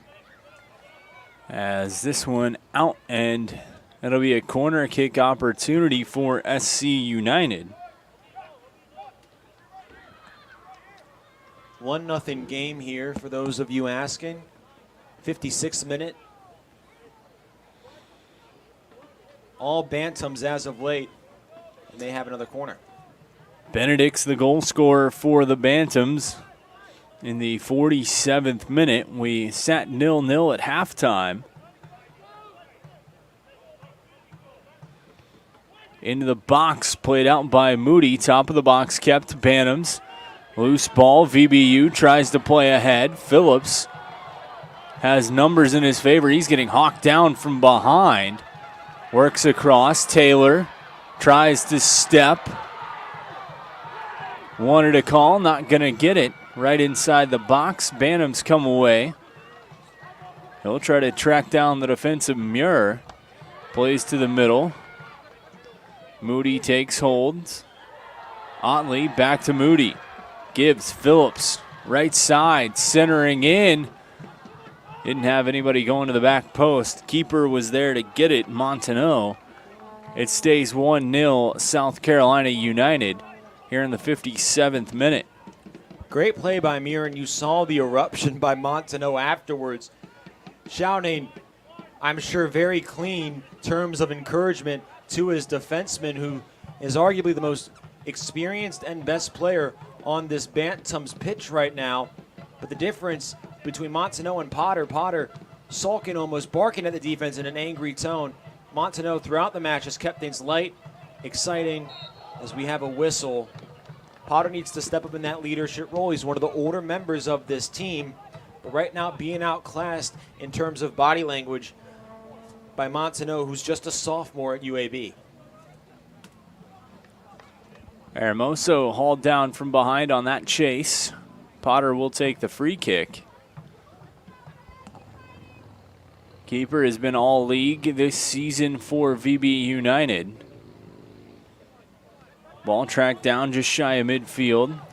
Valiente looks to work through. Otley tripped up big time. Play will continue. On the run, Bantams work near side. Sandeau gives over this time Theberge.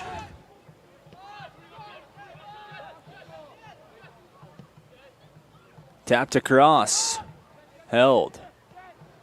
Pass intending to center off the foot of Tridati, out, and it'll be a throw-in for SC United, 59th minute. Energy was already draining. It seems to only be draining here at the Sportsplex. The more the Bantams are pressuring Virginia Beach, the less positive emotion is shown in the stands and on the sidelines. See the Bantams player huddled in angst. United almost sulking on the bench, hands on their heads, worrying that this could be it. Into the middle, chance headed out, held. Shot off the volley, goes off of a defender in front. It'll be a corner kick as Cass was in the right spot to prevent that shot from Hashimoto from finding the back of the cage.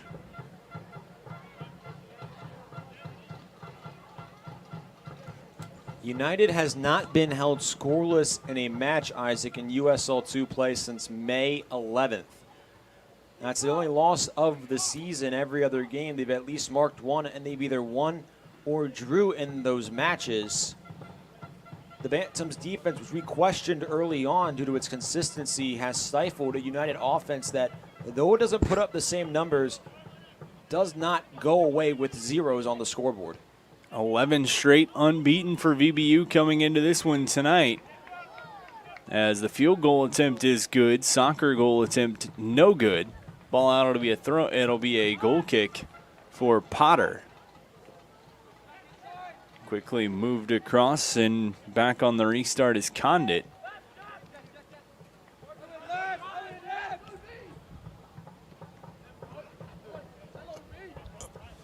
Ball movement on the front end right now, just not clicking for Virginia Beach. Its best look came off that first set piece in the second half. It's 6 of the match. But right now, the ball movement from Valiente and Phillips has just not been clicking with the other men in red.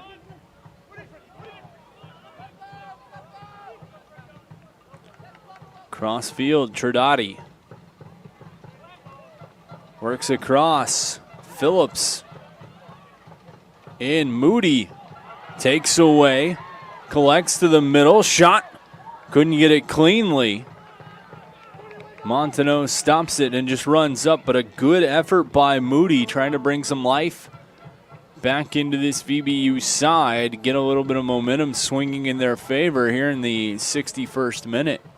Good effort, but bad execution. Moody visibly upset and showed it on that hit to Thaberge about 10 minutes ago. That time moving to his left, falling off his back foot, using his non-dominant foot to try and shoot that one. Squibs it off the turf. Good idea, just bad execution and maybe not the right time for Moody, as you had numbers to both your left and right. Middle. Stalker plays back. Hermoso swings cross pitch. Cass. Moody. Give and go. Phillips. Wanting to center. Cuts back. Left foot around. Right foot. Shot chance. Ball is there. Collision inside the box. And the whistle going to go against United. Valiente down for Virginia Beach. Grabbing at his face, not sure if he caught a cleat. I believe it's Adams down for the Bantams. Both players back up. Ball comes back inside the box. It'll be a opportunity off of the restart for the Bantams. Up 1-0, 63rd minute. See our temporary scoreboard in the top right of your screen there. Of course, big thank you to the city of Virginia Beach and Mayor Bobby Dwyer again for the incoming scoreboard here at the Sportsplex, ready for next season. Of course, make sure to keep your eye out as things go on. Certain to be another good season here for VBU after a historic one this year. Hoping to keep things rolling, though. Certainly not over yet. 28 minutes and counting. Trailing 1-0. Worked across. Stalker. Valiente back to Stalker.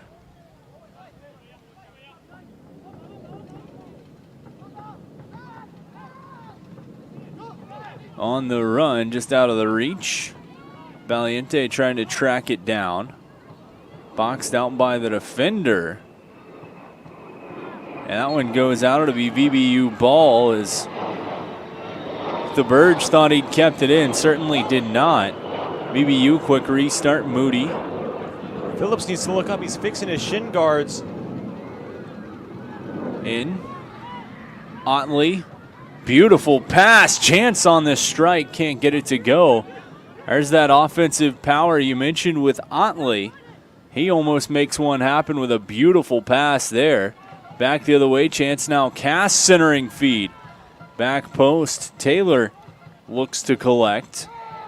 Corner of the box. In. Chance. Moody scores! Moody knocks it home. It's 1-1. And VBU draws even in the 65th minute. He relieves some frustration there, Isaac. Moody finally comes through. He was building with anger and lets it all loose with the head. Ties this thing up. Could have been offsides. The official not in position to make the call.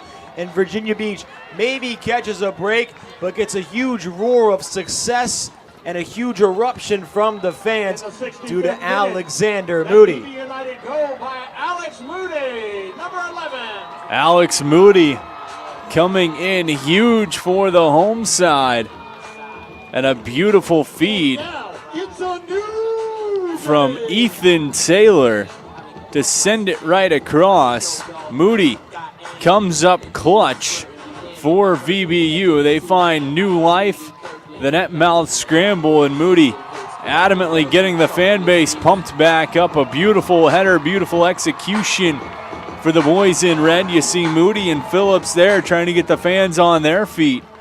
And certainly that goal will do it. 66th minute.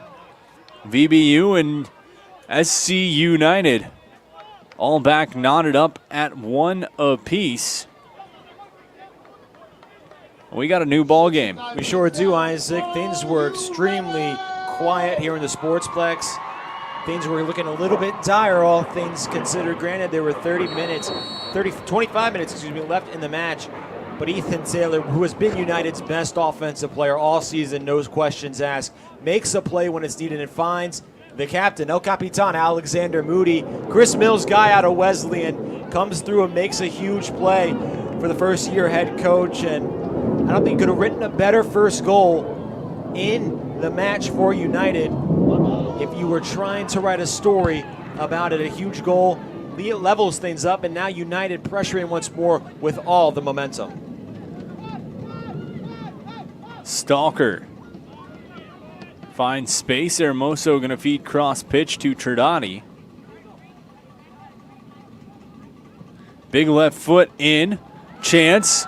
Valiente offside. Beautiful looking opportunity. Valiente raises his hand, says, I'll be the scapegoat on that one. That's on me. Restart to the Bantams, but VBU, fresh life after that Moody goal. Fresh life, and it seems like fresh legs. A lot of movement, a lot of high energy right now coming out of the 10 playing the field. Potter has relaxed his shoulders a little looser visibly. And Montaneau, who was physically and just visibly as well, passionate, excited, felt things were going to go their way, has calmed himself down, put his game face on for the final 25 minutes. Into the box and high, wide, long, off target. Goal kick for United. 68th minute. Potter just moves near side. Cass.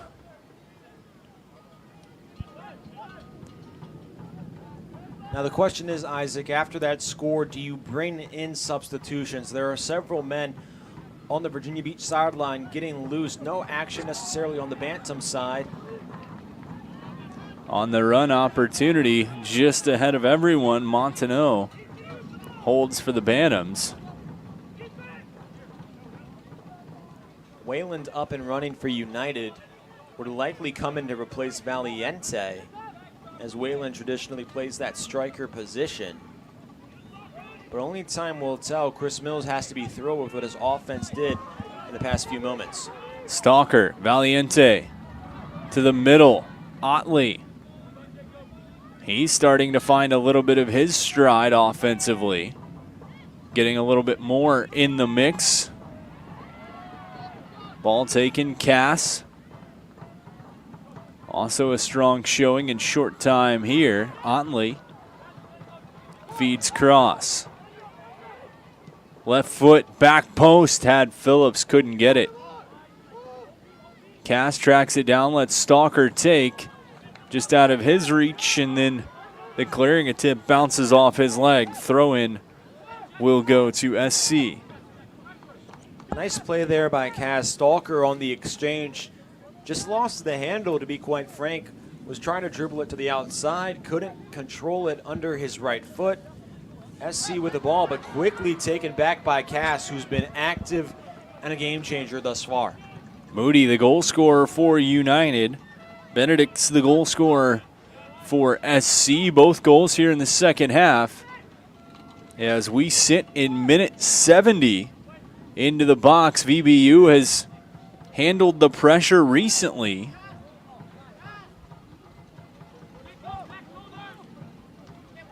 If I'm Coach Mills, I'm telling Hermoso to take a few more steps back, considering the fact he was beat on that goal by Benedict's. Play it a little safe right now. You have numbers on the friendly side of the pitch. To Giordani, gives over. Valiente leaves for Taylor, just out of his reach. They collide. That's going to draw the ire of the official.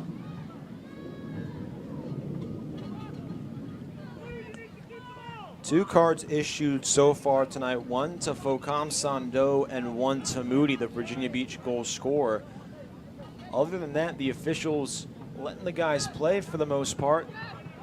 Inconsistent on the handballs, but nonetheless, physicality-wise, relatively consistent with the whistle. Middle of the pitch, swung across. Montenot takes, trying to direct traffic. Little extra pep in the step of the United attack as they rotate through on almost a shoestring across. Otley, Valiente, and Phillips. Phillips steps into pressure. Ball played through the middle of the pitch. SC United looking for a chance. Condit cutting an angle. Step is made by Hermoso. Ball going to go out. And out it goes. It'll be a goal kick. Potter had it in his hands. He's going to quickly set and push back the other way, trying to catch SC United. Paused a little bit on the run. Up. No flag. Phillips settles. Feeds. Otley splits the D on the line. Centers. Chips back. Chance. Taylor was there. Collision in the box. Montenot whining to the official as both Taylor and the defender down. And a card shown to Ethan Taylor there as he was going up to play the ball. Collided with the defender. The official not too happy with the way Taylor got there. So 73rd minute. Isaac, I'm sorry. We were talking about the consistency physicality-wise, but what is Ethan Taylor supposed to do there necessarily? He's going full seat, going up for a header against the taller defender, and he's trying to make the most of a play. Of all the collisions we've seen, that one seemed to appear to be high contact and relativity, very minimal contact. Taylor tried to avoid. It was Davies as much as possible. Nonetheless, a yellow card and a weak one at that. Taylor not traditional to get those, only one in 12 games started this season. First one in over a month. 74th minute, another good opportunity offensively though for United as they keep this one alive. Phillips tries to track it down. Bantams see it punted up the sideline. They'll go for a throw-in. And we're going to get a substitution on the far side. Correction, we're going to get a substitution and a hydration break. Mentioned the temperature at kickoff. Things still very, very steamy here in half number 2. 74th minute. 1-1 the score. As Ethan Taylor and Bamba Hermoso having a conversation with the official, trying to get a little bit more explanation on that yellow card, and the little man puts his hand up and walks away from Hermoso, saying, "That's it, I've had enough." Waddles his way to the sideline, and no more discussion on that yellow. But 1-1 as we sit with the hydration break. McVBU finding a good bit of new life here in the last, call it 10 to 15 minutes. This match did a complete 180, Isaac. Plant your feet, jump, and turn around. That's exactly what happened. The Bantams had all the momentum, especially starting with about 25 minutes into the first half, or with 25 minutes in the first half left. And then all of a sudden, things were building. They score, and the crowd was depleted. United gets a quick offensive possession, has a set piece, cannot convert, another cannot convert, forces a turnover, and gets the shot by Moody off the head from a beautiful cross of Ethan Taylor. And then all of a sudden the momentum has shifted. United, Virginia Beach that is, has been pressuring the Bantams several times since. It seems to be all United offense, and they're going to get a spark in the form of Michael Wayland coming in, who scored a big goal off the bench a few weeks ago. In our last match here, ironically, Isaac, he's got one on the season, 11 games played. The Phenom going to ODU, trying to make a difference here as Juan Valiente trots off for Virginia Beach. As mentioned, Wayland also coming on for the visitors. Looks like Tiago Pires. We'll get you who he came on for right at that hydration break. 76th minute. It initially looks like he's replacing Fernandez, but I could be wrong, Isaac. No official announcement from the PA, who is absent from his seat. The winner of this one looking for an opportunity to play at Lions Bridge on Saturday. Man, what a showdown that would be, Isaac. It's VBU 0-1-1 against the Bridge. How fitting would it be to pick up its first win in 5 years against the Lions Bridge in a postseason setting, in its best and most historic season ever. But first, for VBU, they've got to find a way to take the victory here.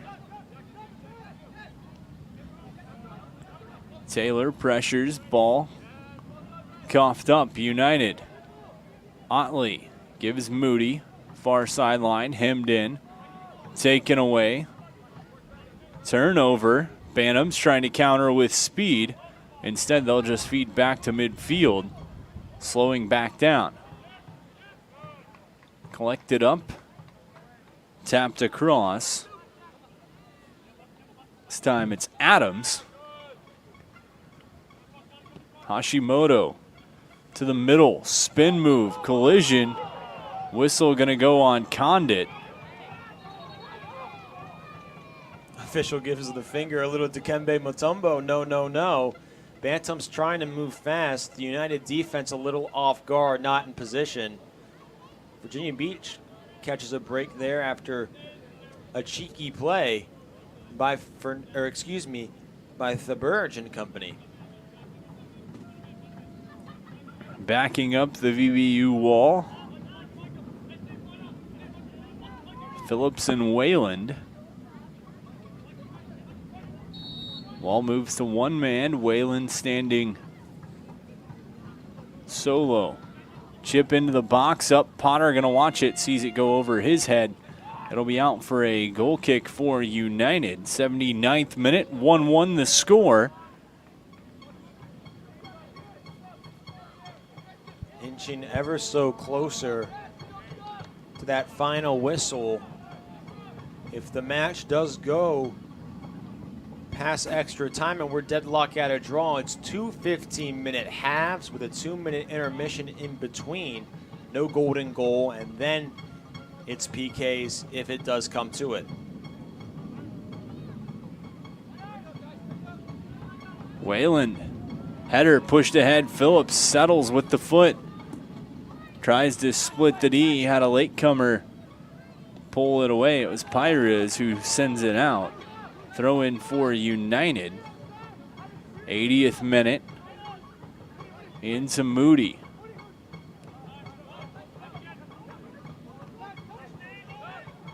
Taylor. Give and go, man. Shoveled down from behind. VBU gets the call this time. Opportunity on the set piece. Call it 10 yards out from the top of the box. Big chance for United here. 80th minute, 1-1 the score. United a goal from Moody in the 65th. Benedict's the goal scorer for the Bantams. If you have a man taking this on goal, I believe it has to be Trinidadi. He almost nailed one of these earlier this season. It ricocheted off the crossbar and then the near side post. If you're looking for a shot, you got to go with the University of Charleston product in Trinidadi. Taylor in off the crossbar, and that's the football crossbar. Good look for the JMU product. Just a little too high, otherwise we'd be talking about an upper 90 tally here in the 81st minute. Good look by Taylor. Almost got the finish, almost shut me up, to be quite frank, Isaac. Just a little high. His best shot since about the 10th minute, where he ricocheted one from his left leg off a defenseman for the Bantams. United still pressuring, seemingly having the momentum, but don't count the Bantams out. They've been stellar on offense. Header played along, intended for Phillips. Bantams going to collect, sends in the middle of the pitch. Wayland is there, Stalker as well.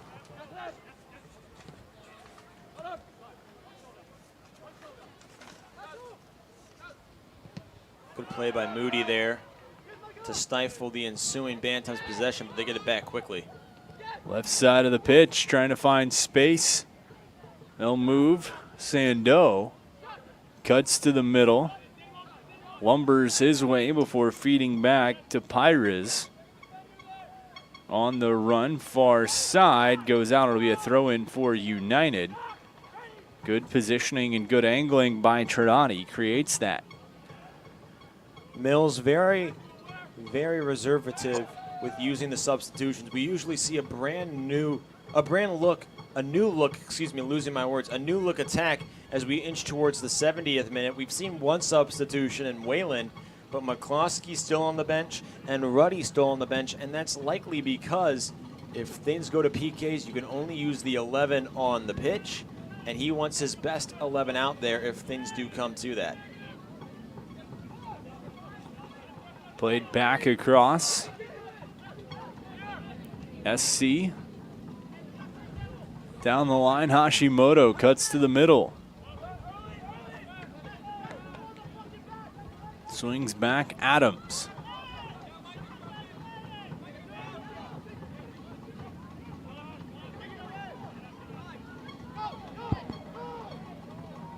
Phillips.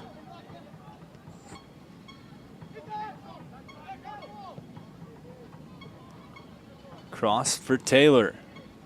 Off the chest, cuts to the middle. Trying to create space, feeds Stalker. Has a man far side. Cass into the box. Thrown down by the jersey. As the fans in the VBU sideline not too happy with that no call. A fistful of jersey goes nowhere. Moody keeps middle of the pitch. VBU regroups. Hermoso feeds this one. Cass is back. Condit. Header played down. Up. Stalker. Cass is there. Sidesteps the defender on the run. Cut off. Ball going to tap out, and it'll be VBU throw-in. And something to keep an eye on is as the heat continues here in the 84th minute.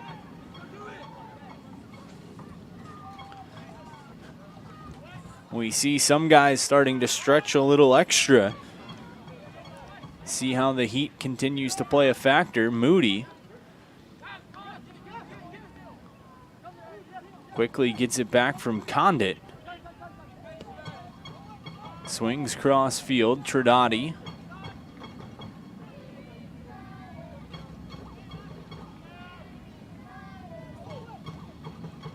Moved ahead, looking for the flag. Was Condit. Ball loose, no flag up. Another near fatal mistake by Artemoso.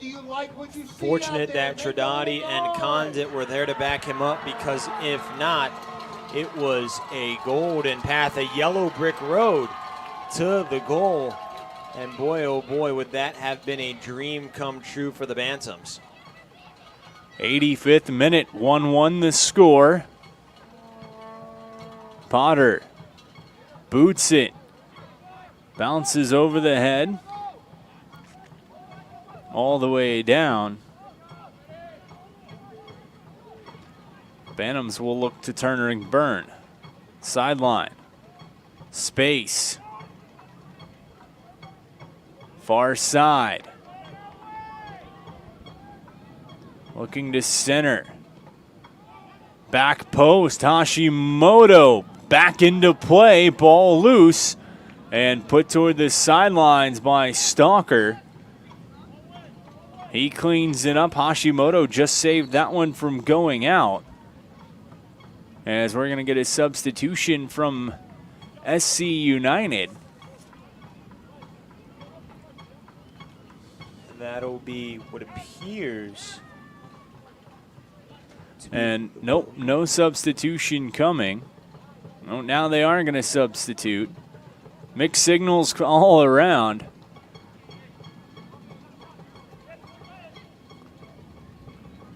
As Bantams player honestly just didn't want to come on the field. As Fernandez coming off. It's actually Mir coming off. Oh, maybe not. Some confusion all around. It's number 9. Hashimoto coming off. We finally get it, Isaac. Third time's the charm. Gavin Morgan on to take the throw in. Into the box, header pushed out. And it'll go out for a corner kick for the Bantams. You'd think this being our 7th rodeo, Isaac, we'd have it down. Absolutely not. Couldn't even read a number, couldn't even tell who was heading off the pitch. Couple of fake outs, few stutter steps. We got there. We sure did. Corner kick for the Bantams, 88th minute, played up top. Shot, arcing far post. Potter collects it in on the run. He's going to punt one out. Has Phillips. And the flag goes up. And a tight call made there is tapped out off the shins of Cass. I don't quite understand the call there, Isaac. It appeared that Phillips was behind the defense prior to the pass being kicked by Potter and was still hanging around the last man by the time he received it.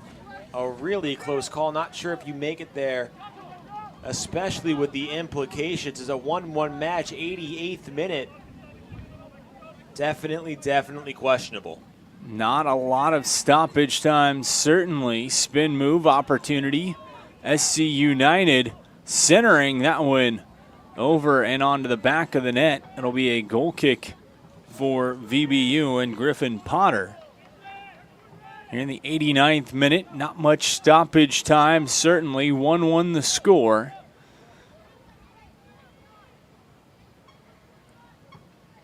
This has been an absolute battle, especially in the second half, Isaac. Coming into this half with a 0-0 score, final 45 minutes. Each squad giving it their all, tallying a goal in the process. We inch toward the final whistle of regulation. We'll break down the overtime rules if necessary.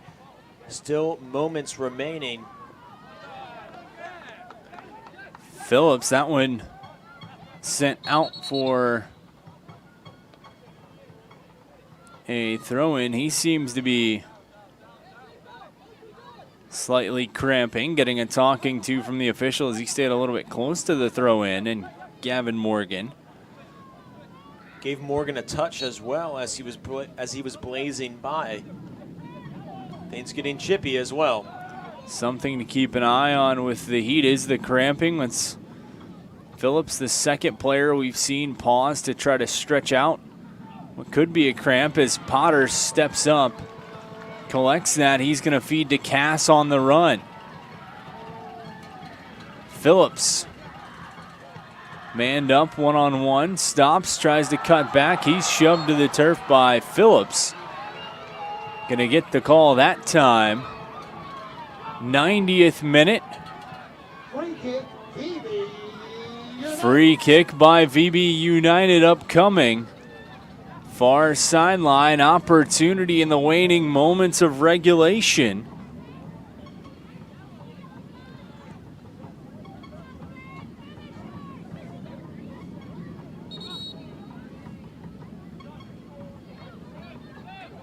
This is about as close to a walk-off home run opportunity as you can get, Isaac.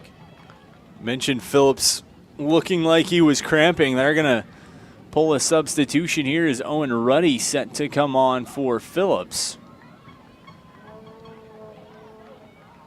Fresh legs onto the pitch. We'll see how that helps here into this one or potentially into extra time.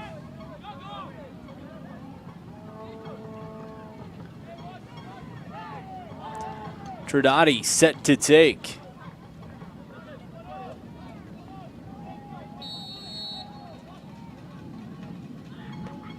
Into the box. There! Shot! And that one tipped over the post. Hermoso was there. A beautiful opportunity and a good look. As Moody trying to pump the crowd up, the captain almost called game, set, match. It's going to be a corner kick for United. 92nd minute. Stoppage time running down. 1-1 the score. Left foot in, back post, up. Tapped off, Wayland. Feeds up Tridati. Step back, give. Into the box, chance. Right up to get it is Montano. He backed his way into the United player. Going to lay down, try to claim a golden trophy. Referee tells him to get back up. Now that we have time for a break in the action, Isaac, a couple of things. Oh my God, Hermoso, what a shot. Number two, oh my God, Montano, what a save. I mean, can you believe it? Reaching out with the right hand to poke it out of play. He's the reason that this game is still equal and will likely go to overtime unless the Bantams can get something moving quickly. Down the field they go, looking to do just that. Sandeau. Pass across, he gets back. 1-1 the score. Sandeau to the middle. Into the box. Header pushed out. Up. Looking for space. Whistle going to go against the Bantams.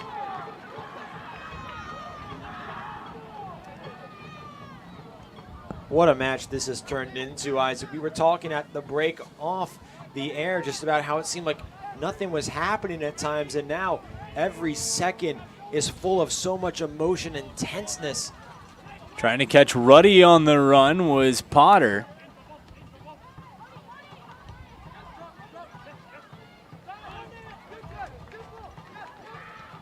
Condit works across Tridati. Into the box as Wayland was trying to cut through his man. Referee checks his watch. VBU pressuring. Bantams trying to get some opportunities of their own here in stoppage time. 1-1 the score. The Bantams scored in the 47th minute from Benedict's before Moody on a beautiful cross from Taylor, evened it up. Collision and shove down. Play will continue.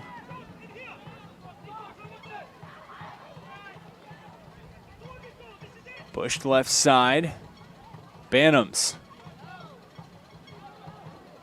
Ball goes out, throw into United. And that's going to do it for regulation. So, 90 minutes, it ain't good enough. We're going to go to overtime as VBU and SC United Bantams, they sit all knotted up at 1-1. And so, Nick, I'm going to cede the floor to you for the overtime rules. So the overtime rules, it is no golden goal, and I quote, should a playoff game be tied at the end of regulation, 1-1 satisfies that threshold, the game will proceed to extra time consisting of two 15-minute periods, separated by a 2-minute half. And if there is no clear winner after that, we go to penalty marks, which can only be taken by the 11 players that are on the field at the end of the second half of extra time. And the first member to kick, or the first team to kick, will be decided by a coin flip. But we will get there when we get there, Isaac. So far, extra time.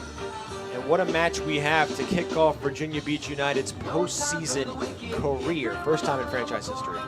We sat at 0-0 after the first half. In the second half, it was Benedicts and Moody scoring about 18 minutes apart to make this one a 1-1 match where we sit. We've seen some substitutions from both sides, some fresh legs. VBU in the latter stages of that half, some good opportunities.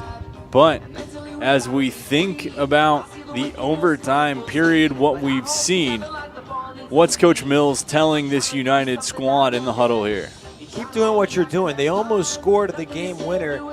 A minute left in extra time of regulation.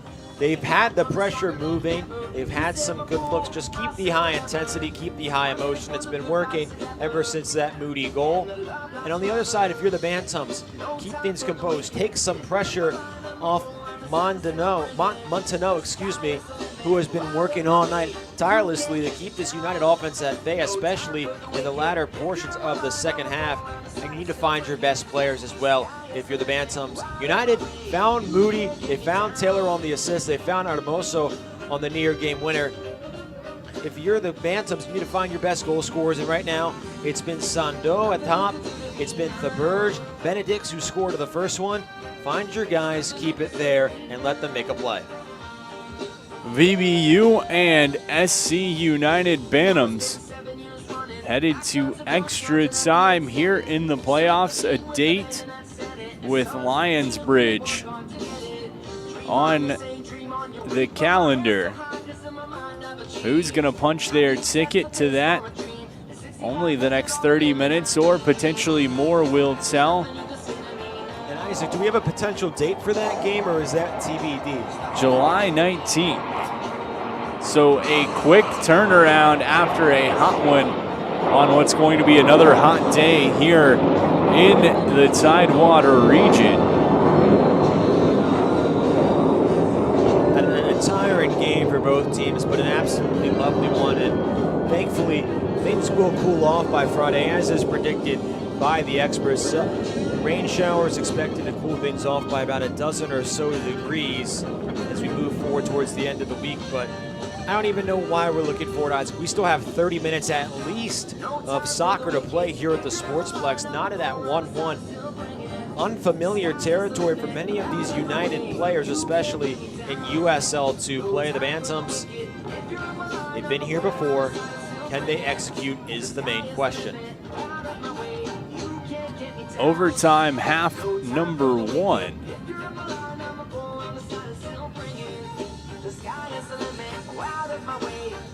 We will go minutes 91 through 105 for half number 1. And then, of course, minutes 106 through 120 for half number 2 of overtime. Soccer fans. And just to reiterate, if we did not get it from Isaac, no golden goal. We will play 30 minutes regardless if one team scores 1 goal, 8 goals, or both teams score no goals. As the officials having a quick discussion with the captains. Opportunity to see who's going to kick off first to start this overtime period. Almost feels like a brand new game, Isaac. We started late because of the heat, and we're staying late tonight. 10 o'clock has ticked by. It's time for extra time. VBU will get possession to start.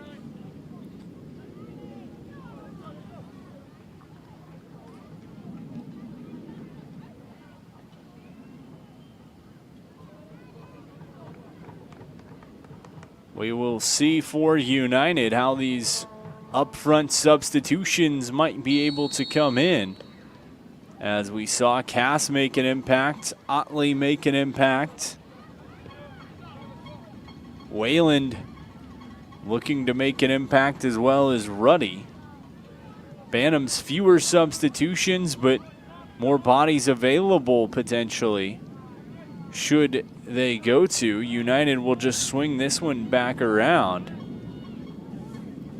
But if you're looking at the remaining United substitutions, long ball looking for Wayland. Loose in the box, tracks it down. Pushed out, and it's going to be a corner kick for United. As Wayland, good work on the run. 8th corner for United. Tridati takes his time to trot over there, letting his squad get set. as I was saying before, the through ball to Wayland, it's Mohammed and McCloskey, the two field players remaining on the bench, both forwards. And I'm not sure if you're Chris Mills that you want to take out Ethan Taylor, who's played phenomenally tonight, responsible for the assist. You've already replaced a pair of forwards. I'm not sure if you move Ruddy to the midfield, but we will see. Ball in, curling, back post, header. Hermoso was there, kissed it wide. Good chance again by Hermoso, and United still yet to capitalize.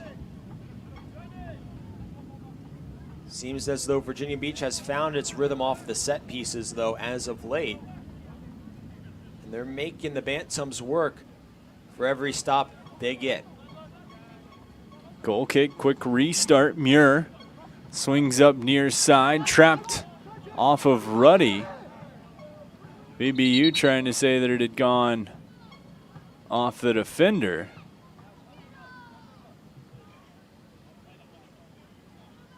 Meanwhile, quick wardrobe malfunction on Tridati's shin pads, shin guards, so he will replace that, and we will get back to play.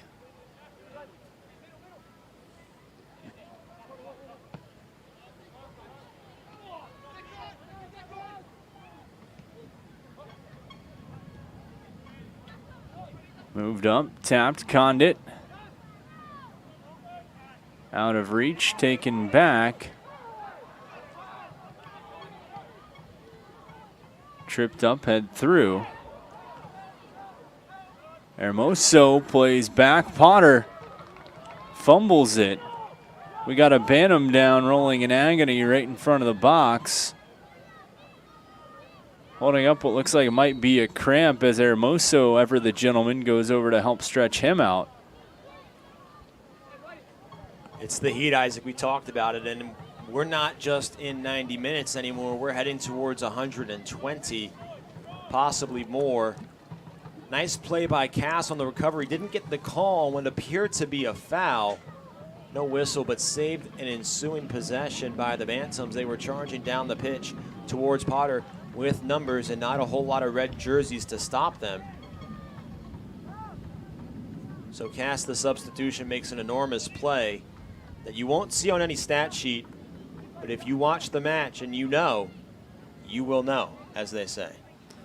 And this being one of those moments that always seems so cliche when you hear guys talk about it, but this is where all that summer off-season training, the extra runs come down to see who's going to have that little extra push as we sit in the 95th minute. First half of this extra time, this overtime, going to minute 105. So about 10 minutes left in overtime half number 1. Thanks for tuning in with us with this one. You'll get a 2-minute break in between overtime half 1 and 2 or half 3 and 4. Just about enough time to go pop a bag of popcorn, grab a soda, come right back and join us as the Bantams play ahead, looking to get some offense instead. They're just going to move back to Muir. Or if you can take a really quick bathroom break, then do it. Who knows how long we'll be here if we're still knotted up after the extra 30. Play ahead, Ruddy. He sprints on. Muir sizes him up. The ODU product.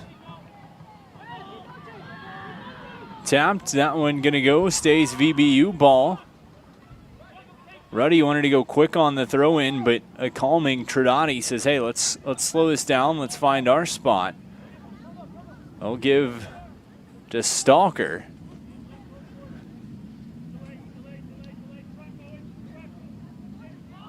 They'll work back up top. Condit has pressure. Swings to the middle, out of Moody's reach. Ruddy is there, taken away though. Chance coughed up, United. Swings across. Makes a man jump into the box, header. Or face ball if you want to look at it that way, played out. Taken up. Bantams on the attack with numbers. Chance, left side, played across. Sandeau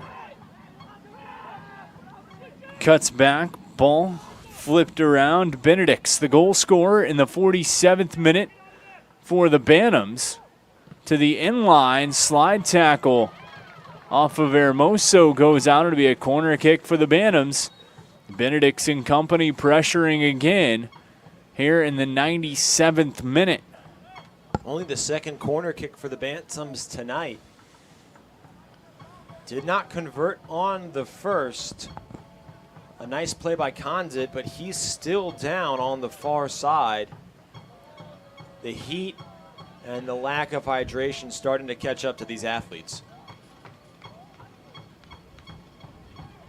Taking a moment to pull him back up to his feet. He pops up, shakes out the legs with help. Moody and Taylor checking in with their teammate. United can't afford to lose any more players, especially on the back line. No more defensemen as substitutions for Virginia Beach. Left foot in, curling, header up in the box, off the volley, far post, and that one goes wide.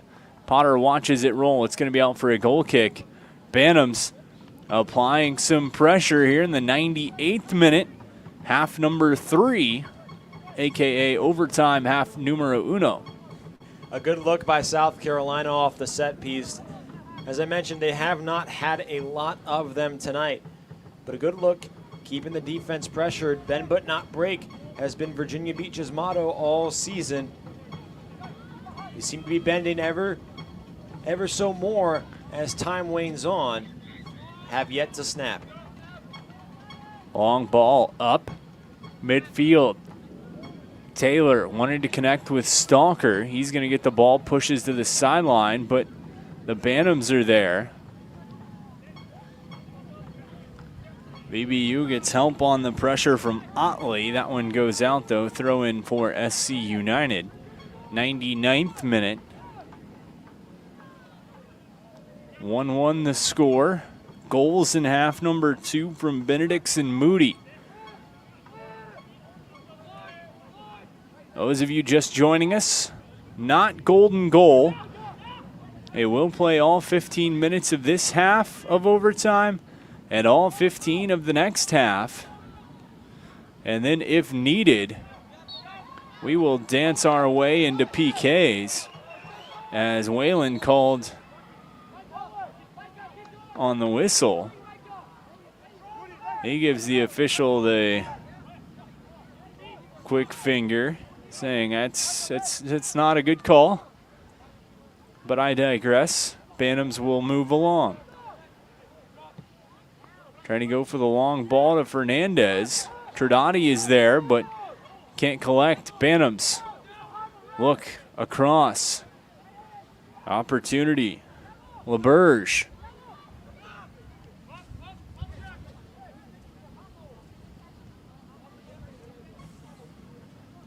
Lee plays through. Bantams trying to establish an offensive presence here in the 100th minute. Overtime stanza number 1 going to minute 105. Overtime stanza number 2 after a short break will go to minute 120. Ruddy. Pass across out of Stalker's reach. Taylor steps back, feeds across. Tridati calling for it near side. Will get it from Hermoso.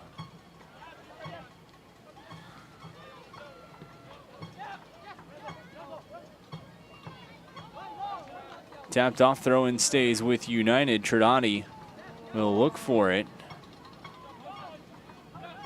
Lays up to Moody right in front of him, who gives it back. Tridati to the middle of the pitch. In the air, on the run. Opportunity. Otley gives shot far side, and it was Wayland. Tried to sneak it past the keeper and couldn't. Just got a little bit on top of that. Didn't quite get it all. A good look by Wayland. And a great move by Otley to get rid of it as he was crashing inside with Bantam surrounding him. A great look by United. Wayland, usually a booming foot, just misses that one by inches. Minute 102. Hermoso puts it right out. Bantams looking to move quickly. Fernandez off the throw in. United with a chance again. Ruddy up to Wayland. Gives for Moody, right back to Ruddy. Want a little spin move around the defender. Nothing going. Bantams will keep on the sideline. They tap it out. Ball will go to United. Moody gives way on the throw-in. 103rd minute. Up to Wayland. There. Out. Otley takes the throw-in for United. No, drops and will leave. Tridati will make his way up to the ball. Tridati going to take his time. Give his team a bit of a rest. Bantam's not making a whole lot of substitutions either. Many men on the pitch for all 103 minutes and counting.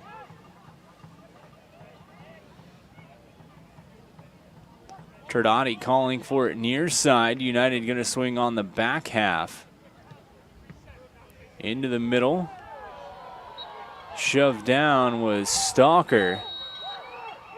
That's going to bring out a card, and that one, our 4th card of this one, second to either side, coming in the 104th.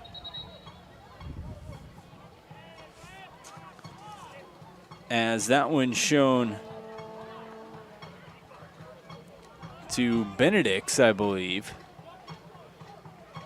It was actually, I think, Lee making it his 3rd on the season for the Korean. He's played in all 15 games now for the Bantams, started 8 of them. Came in with 2 goals and 2 cards, now has 3 cards. Definitely hoping to even that out. 104th minute. Trinati loses the shoe far side. Hermoso was there. Correction, a shin guard again. But the keeper, Montaneu, collects it, and Bantams just going to swing it back near side. Approaching the end of overtime, half number 1. Muir plays through on the run, chance up. VBU wanted a handball, no call. Dangerous play here, shot, second opportunity. That one goes wide. A golden look by the Bantams. I'm not sure if United was calling for a handball or for an offsides flag. You can see how vocal Trinati is, usually extremely level-headed.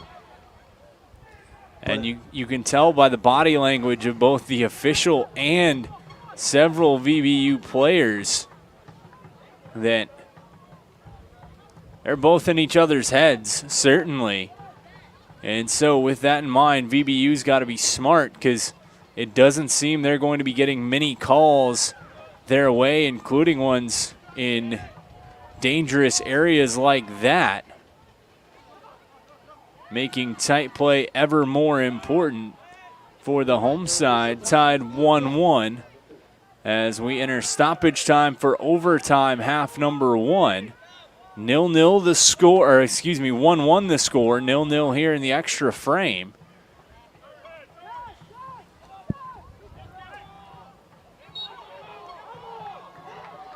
They're going to call a handball. As Sando tripped up, fell right on top of the ball. Meanwhile, United cutting through. Otley hauled from the back of his jersey, as that's going to be Lee again.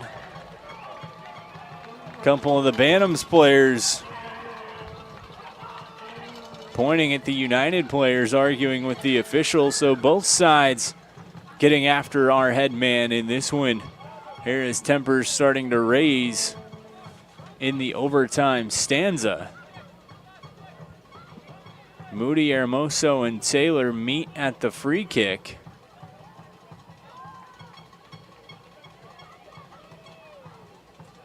This will likely be the last play of the first half of overtime.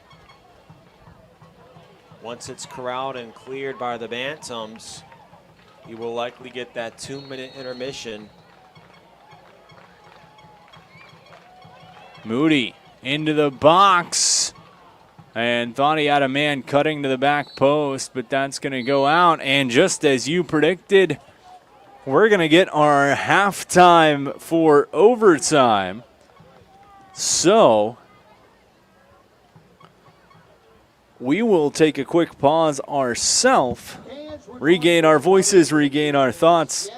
But VBU and SC United Bantams all nodded at 1 after the first overtime stanza.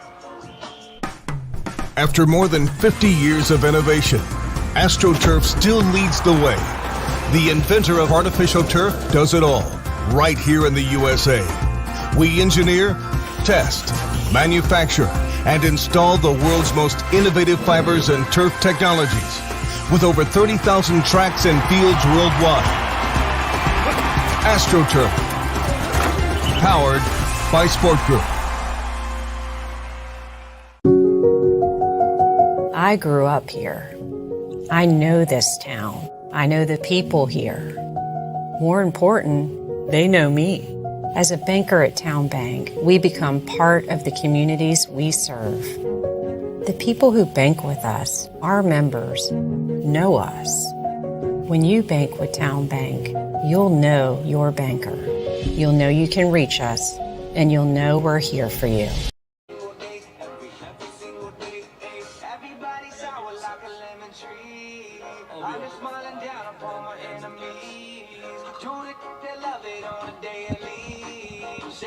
All right.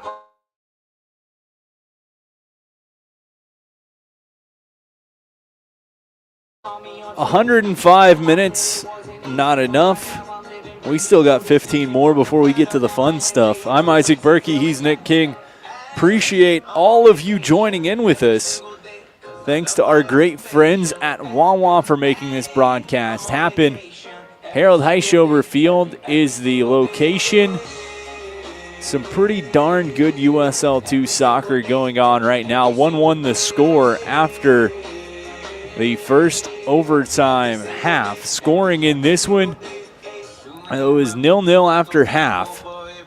Benedict's scored in the 47th minute for the SC United Bantams. Then it was Moody who evened things up for VB United. That's where we sit right now. We played through the first 15 minutes of overtime. Nobody felt like scoring, so we're going to head into the second 15 minutes of overtime. And we'll see what this holds for us, Nick. We talked about thoughts after the opening half. VBU had some good chances. Bantams answered back kind of towards the end there, but certainly we're seeing fatigue start to kick in both mentally and physically, and something to keep an eye on as this one continues on. Extremely. Fatigue has been an issue. We already saw several players cramping, some removed due to the extreme heat that we're seeing and the waning toll it takes on the body. But as one famous person once said, who's going to carry the boats, who's going to carry the logs? And that's what it's going to come down to, who wants it more mentally. The bodies are naturally going to fail, especially with the extreme heat and the extreme work and pressure they've been put through. But it comes down to who wants it more. Both teams had their looks in the first frame, had some mistakes. It happens. But it's going to come down to who wants it more, and that'll be the dictating factor. And dictate if we go to PKs or not. Opening kickoff was to SC United. Ball through middle of the pitch. They're in blue, VBU in red. If you're just joining us, you're a little late, but better late than never. Still plenty of great action left to be played out in this one. Appreciate you tuning in with us. As the goal kick for Griffin Potter. VBU this season, one of the stingiest defenses in USL 2. SC United, one of the most high-flying offenses in USL 2. They've met for what's a stalemate so far in this one, and a beautiful game at that. Ball played up towards midfield. Over Whalen's head, taken by Taylor. This United defense has only allowed 2 goals one time this season, and that came on July 6th at Lionsbridge in a 2-2 draw against the rivals in Newport News. Sando, ball down, and that out. They're going to say it's a throw-in, or excuse me, a corner for the visitors. Nope, I was right the first time. Sorry about that. Throw in for the visitors. Gavin Morgan to take it to the middle. Flag goes up. Hermoso with a great catch, drops it behind him, and Potter will get the restart going. As 107th minute, his second stanza going from 105 to 120.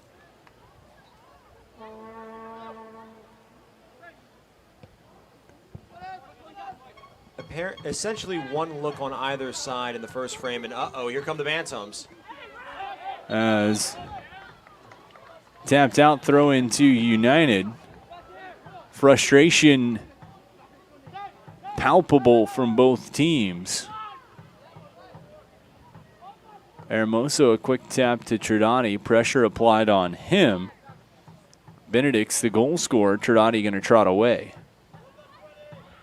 Sideline. Taylor taking off his foot. Throw into South Carolina. Moody challenges. Ball worked up, trying to close the gap. Was Cass.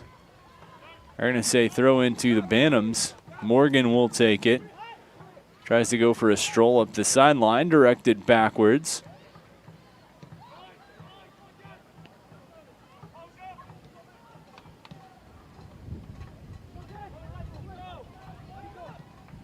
It's been all South Carolina so far in this second half of overtime. Similar to what we saw to begin the second half of regular time. History tends to repeat itself. Let's see if it does. 108th minute. Around the edge, pressure applied, good tackle. Ball loose, pulled out. Trying to move away is Tridati. Has a man chasing him. Long ball on the run, over the shoulder. Wayland was looking for it. Couldn't get it away from the keeper. Good look by Tridati. Wayland coming off the bench, still has some spark left in his plug. Just was sailing over his head, and Montenot was able to beat him to it. Good look by United, but a quick possession, and the Bantams attacking once more. Trying to play through Cass, that was Morgan. Coughed it up, Taylor. He's gonna come back. Morgan trying to track him down, ball played far side. Ruddy off the shot, he's gonna score! Ruddy tucks one past, and in the 110th minute, VBU takes a 2-1 lead.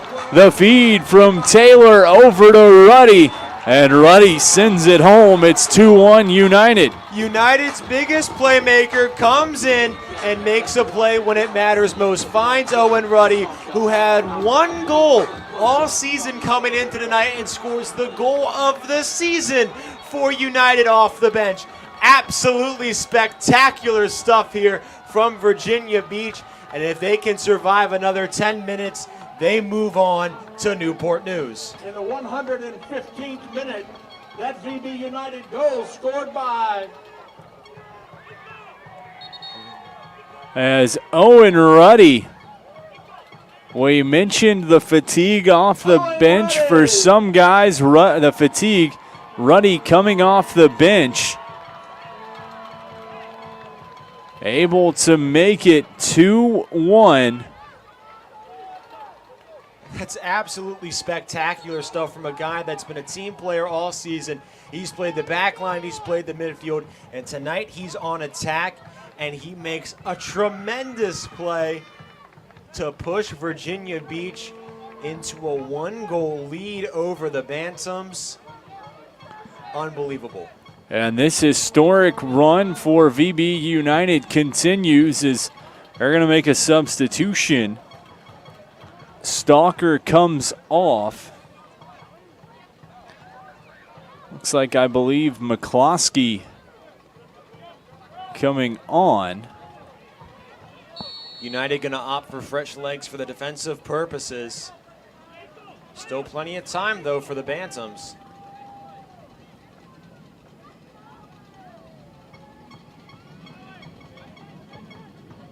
Look at Ruddy. Ruddy with fresh life after that finish. The Monarch hoping United can reign supreme here in Virginia Beach tonight. Taylor, he's got a little extra spark too, trying to send across.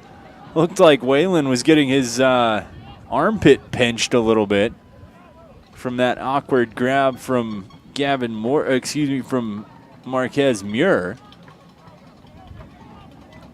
Muir has been all over Wayland and the strikers for United. He's been causing them trouble. Physical player. Hasn't been given a talking to quite yet, especially in extra time. 2-1 United leading here in overtime. Stepping around, one man, long shot, diving save made by Potter. What a play by Potter. He's done this a few times tonight, that one being the biggest, using every inch of his 6'3" frame to stop that one and tip it out of bounds. Huge play by Potter. United under pressure, has not broken yet. They're still bending. Corner kick for the visitors. Perez set to take it. Up top, trying to intercept that Ruddy. He's going to boot one back towards midfield and then just trot as it rolls out. The Bantams coach quickly running ahead to snag it for his team for the throw-in. Time of the essence.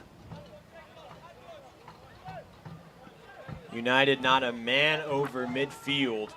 All 11 playing the defensive spot. Back outside the box, there is Tridati. He's going to catch it off the volley towards midfield. Sends back. Bantams. Muir tries to move through. Whistle going to go back against Whalen. Muir will reset. Taps down. It'll be a throw-in for United. Soccer fans, how you feeling out there? Trying to tap around Ruddy, just stepped out. From the Lucky Oyster Party Deck, we are loving the action and we are so happy you're here. It is added overtime. Let's go! Overtime, half number 2.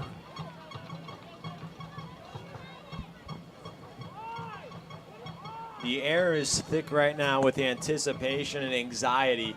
You can feel it. You need, if you're a Virginia Beach United fan, this team to hold on for a mere 5 more minutes. The Bantams, 5 minutes to save its season. 115th minute. VB United trying to punch their ticket to a third date with Lionsbridge.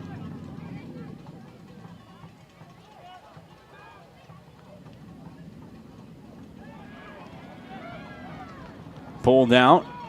McCloskey, fresh legs, tries to step past the defender. Stopped by Muir. Steps in on the attack. Ruddy. Fresher legs prevail. Ball sent down the sideline, trying to center. Chance there. Cleared almost off the body and out. It's going to go for a goal kick. Dangerous space, dangerous opportunity, but it stays out of Potter's net. United leading 2-1 here in the 116th minute. That's the Burgess' second great look in overtime. Had the first one that sailed wide of the goal from the far side in the first half. That one just high, had an open look at net. The Canadian just couldn't get it to go. The best look for the Bantams in this part of extra time. Hoping to get another one and capitalize. Potter just gets it as far over midfield as he can. With some help from McCloskey, gives to Taylor. 2 assists on the night. Certainly has to be in the running for man of the match. All 117 minutes played so far, 2 assists. And he's been a crucial piece of this United team all season, but especially tonight. Bantams arguing because United taking their time on the throw-in. She's going to try to chuck it down deep as Morgan tosses Whalen to the deck. Free kick opportunity for United. That's happened a few times. Whalen finally gets the call, and Davies, oh my goodness, in the official's ear. I'm not sure if he saw the last player, if he was too busy bickering. Davies not going to make any friends with the officials. We talked about VBU trying to jostle for calls. Davies not going to get any calls his way if he keeps that one going on. Both sides have had their fair share with the officials. As Moody, quick tap to Wayland. He's going to run to the corner. Holds. Good little sneak attack there. Played back up top. Whistle goes against Moody, it looks like. I'm unsure what the call is, Isaac. SC United Bantams playing back across the line, far side. 118th minute, 2-1, Virginia Beach United leading. Thanks to Owen Ruddy's tally. 110th minute. Up, collected, pounced down. Potter gonna try to bide as much time as he can. And that's what United's doing. You saw it on the corner opportunity. Potter, though, collects that one. It's usually an easy save. Nothing in the back of Potter's mind when it comes to those in a normal match. But you could tell he held his breath a bit when that one came up, knowing the implications and what would happen if it fell in front of him as we reach the 119th minute here at the Sportsplex. Of course, plan for stoppage time in this overtime half, but don't expect much. Throw into VB United. Tick, tick, tick, ticking away. Trying to punch their dance ticket to see Lions Bridge winning this play-in game here for the USL 2 playoffs. Tick, tick, ticking, and party. Sounds like we're about to get a Kesha song in here. Tick-tock on the clock, but the party. I don't know the rest, Isaac. I'm sorry, I'm not a big Kesha fan. But I know the reference. Throw in far side. Sounds like I heard 3.5 minutes on the field and extra time after the 120th minute is over. Toss to the sideline. It's going to be a throw-in, or excuse me, a free kick opportunity for VBU. You can see some frustrated body language from some of the Bantams. VBU just trying to take as much time as they can. Kicking that one out, throw in to SC. 120th minute. Extra ball was on the field. They finally get it off. SC moves ahead, down by 1. VBU leading 2-1. Ruddy's goal in the 110th minute, the difference. We sat 1-1 after 90. We sit 2-1 after 120. At least 3.5 minutes of stoppage time set to be played. Ball goes out. It'll be a goal kick for VBU. Potter, a wily vet, walks his way over, taking his time. The bells are starting to crescendo. The patented Virginia Beach United cowbells. You can hear them ringing. They can taste victory.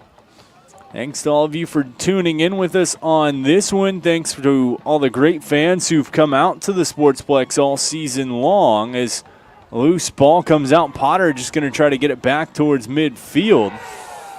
Ooh, nasty play there by Tridati. Going up with the cleat, connecting with the head of Lee. And Trinati going to see a yellow handed to him.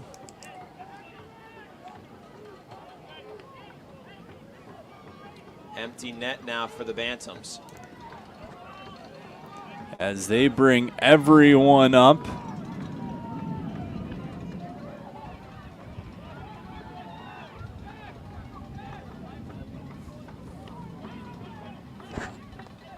This could be it, Isaac. This could be the Bantams' last chance.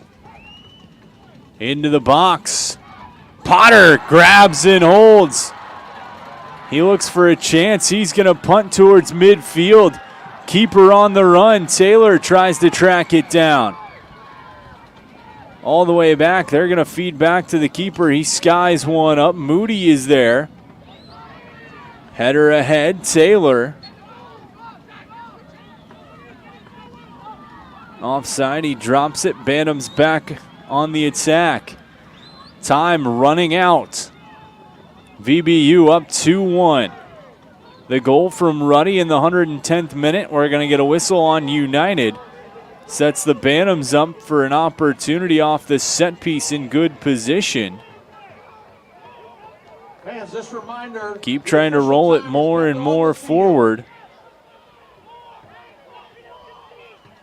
Montano appears to stay back for this one. And now he'll head up.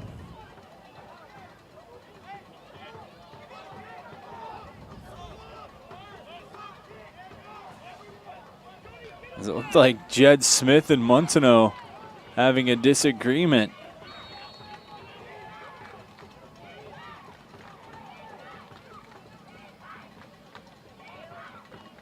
as Pires into the box. Potter up to grab it. Some shenanigans in the box, it looks like, as the whistle goes, and that's going to do it. Virginia Beach United scores back-to-back unanswered goals, and in overtime, their first playoff appearance in club history, the first playoff win in club history, VBU topping SC United 2-1 in extra time. What a match, Isaac. What a match. First postseason game couldn't be more dramatic for Virginia Beach.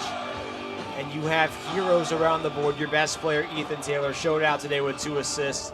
And Owen Ruddy, the surprise hero of the match, coming off the medal and lacing one in the 110th minute to break the stalemate.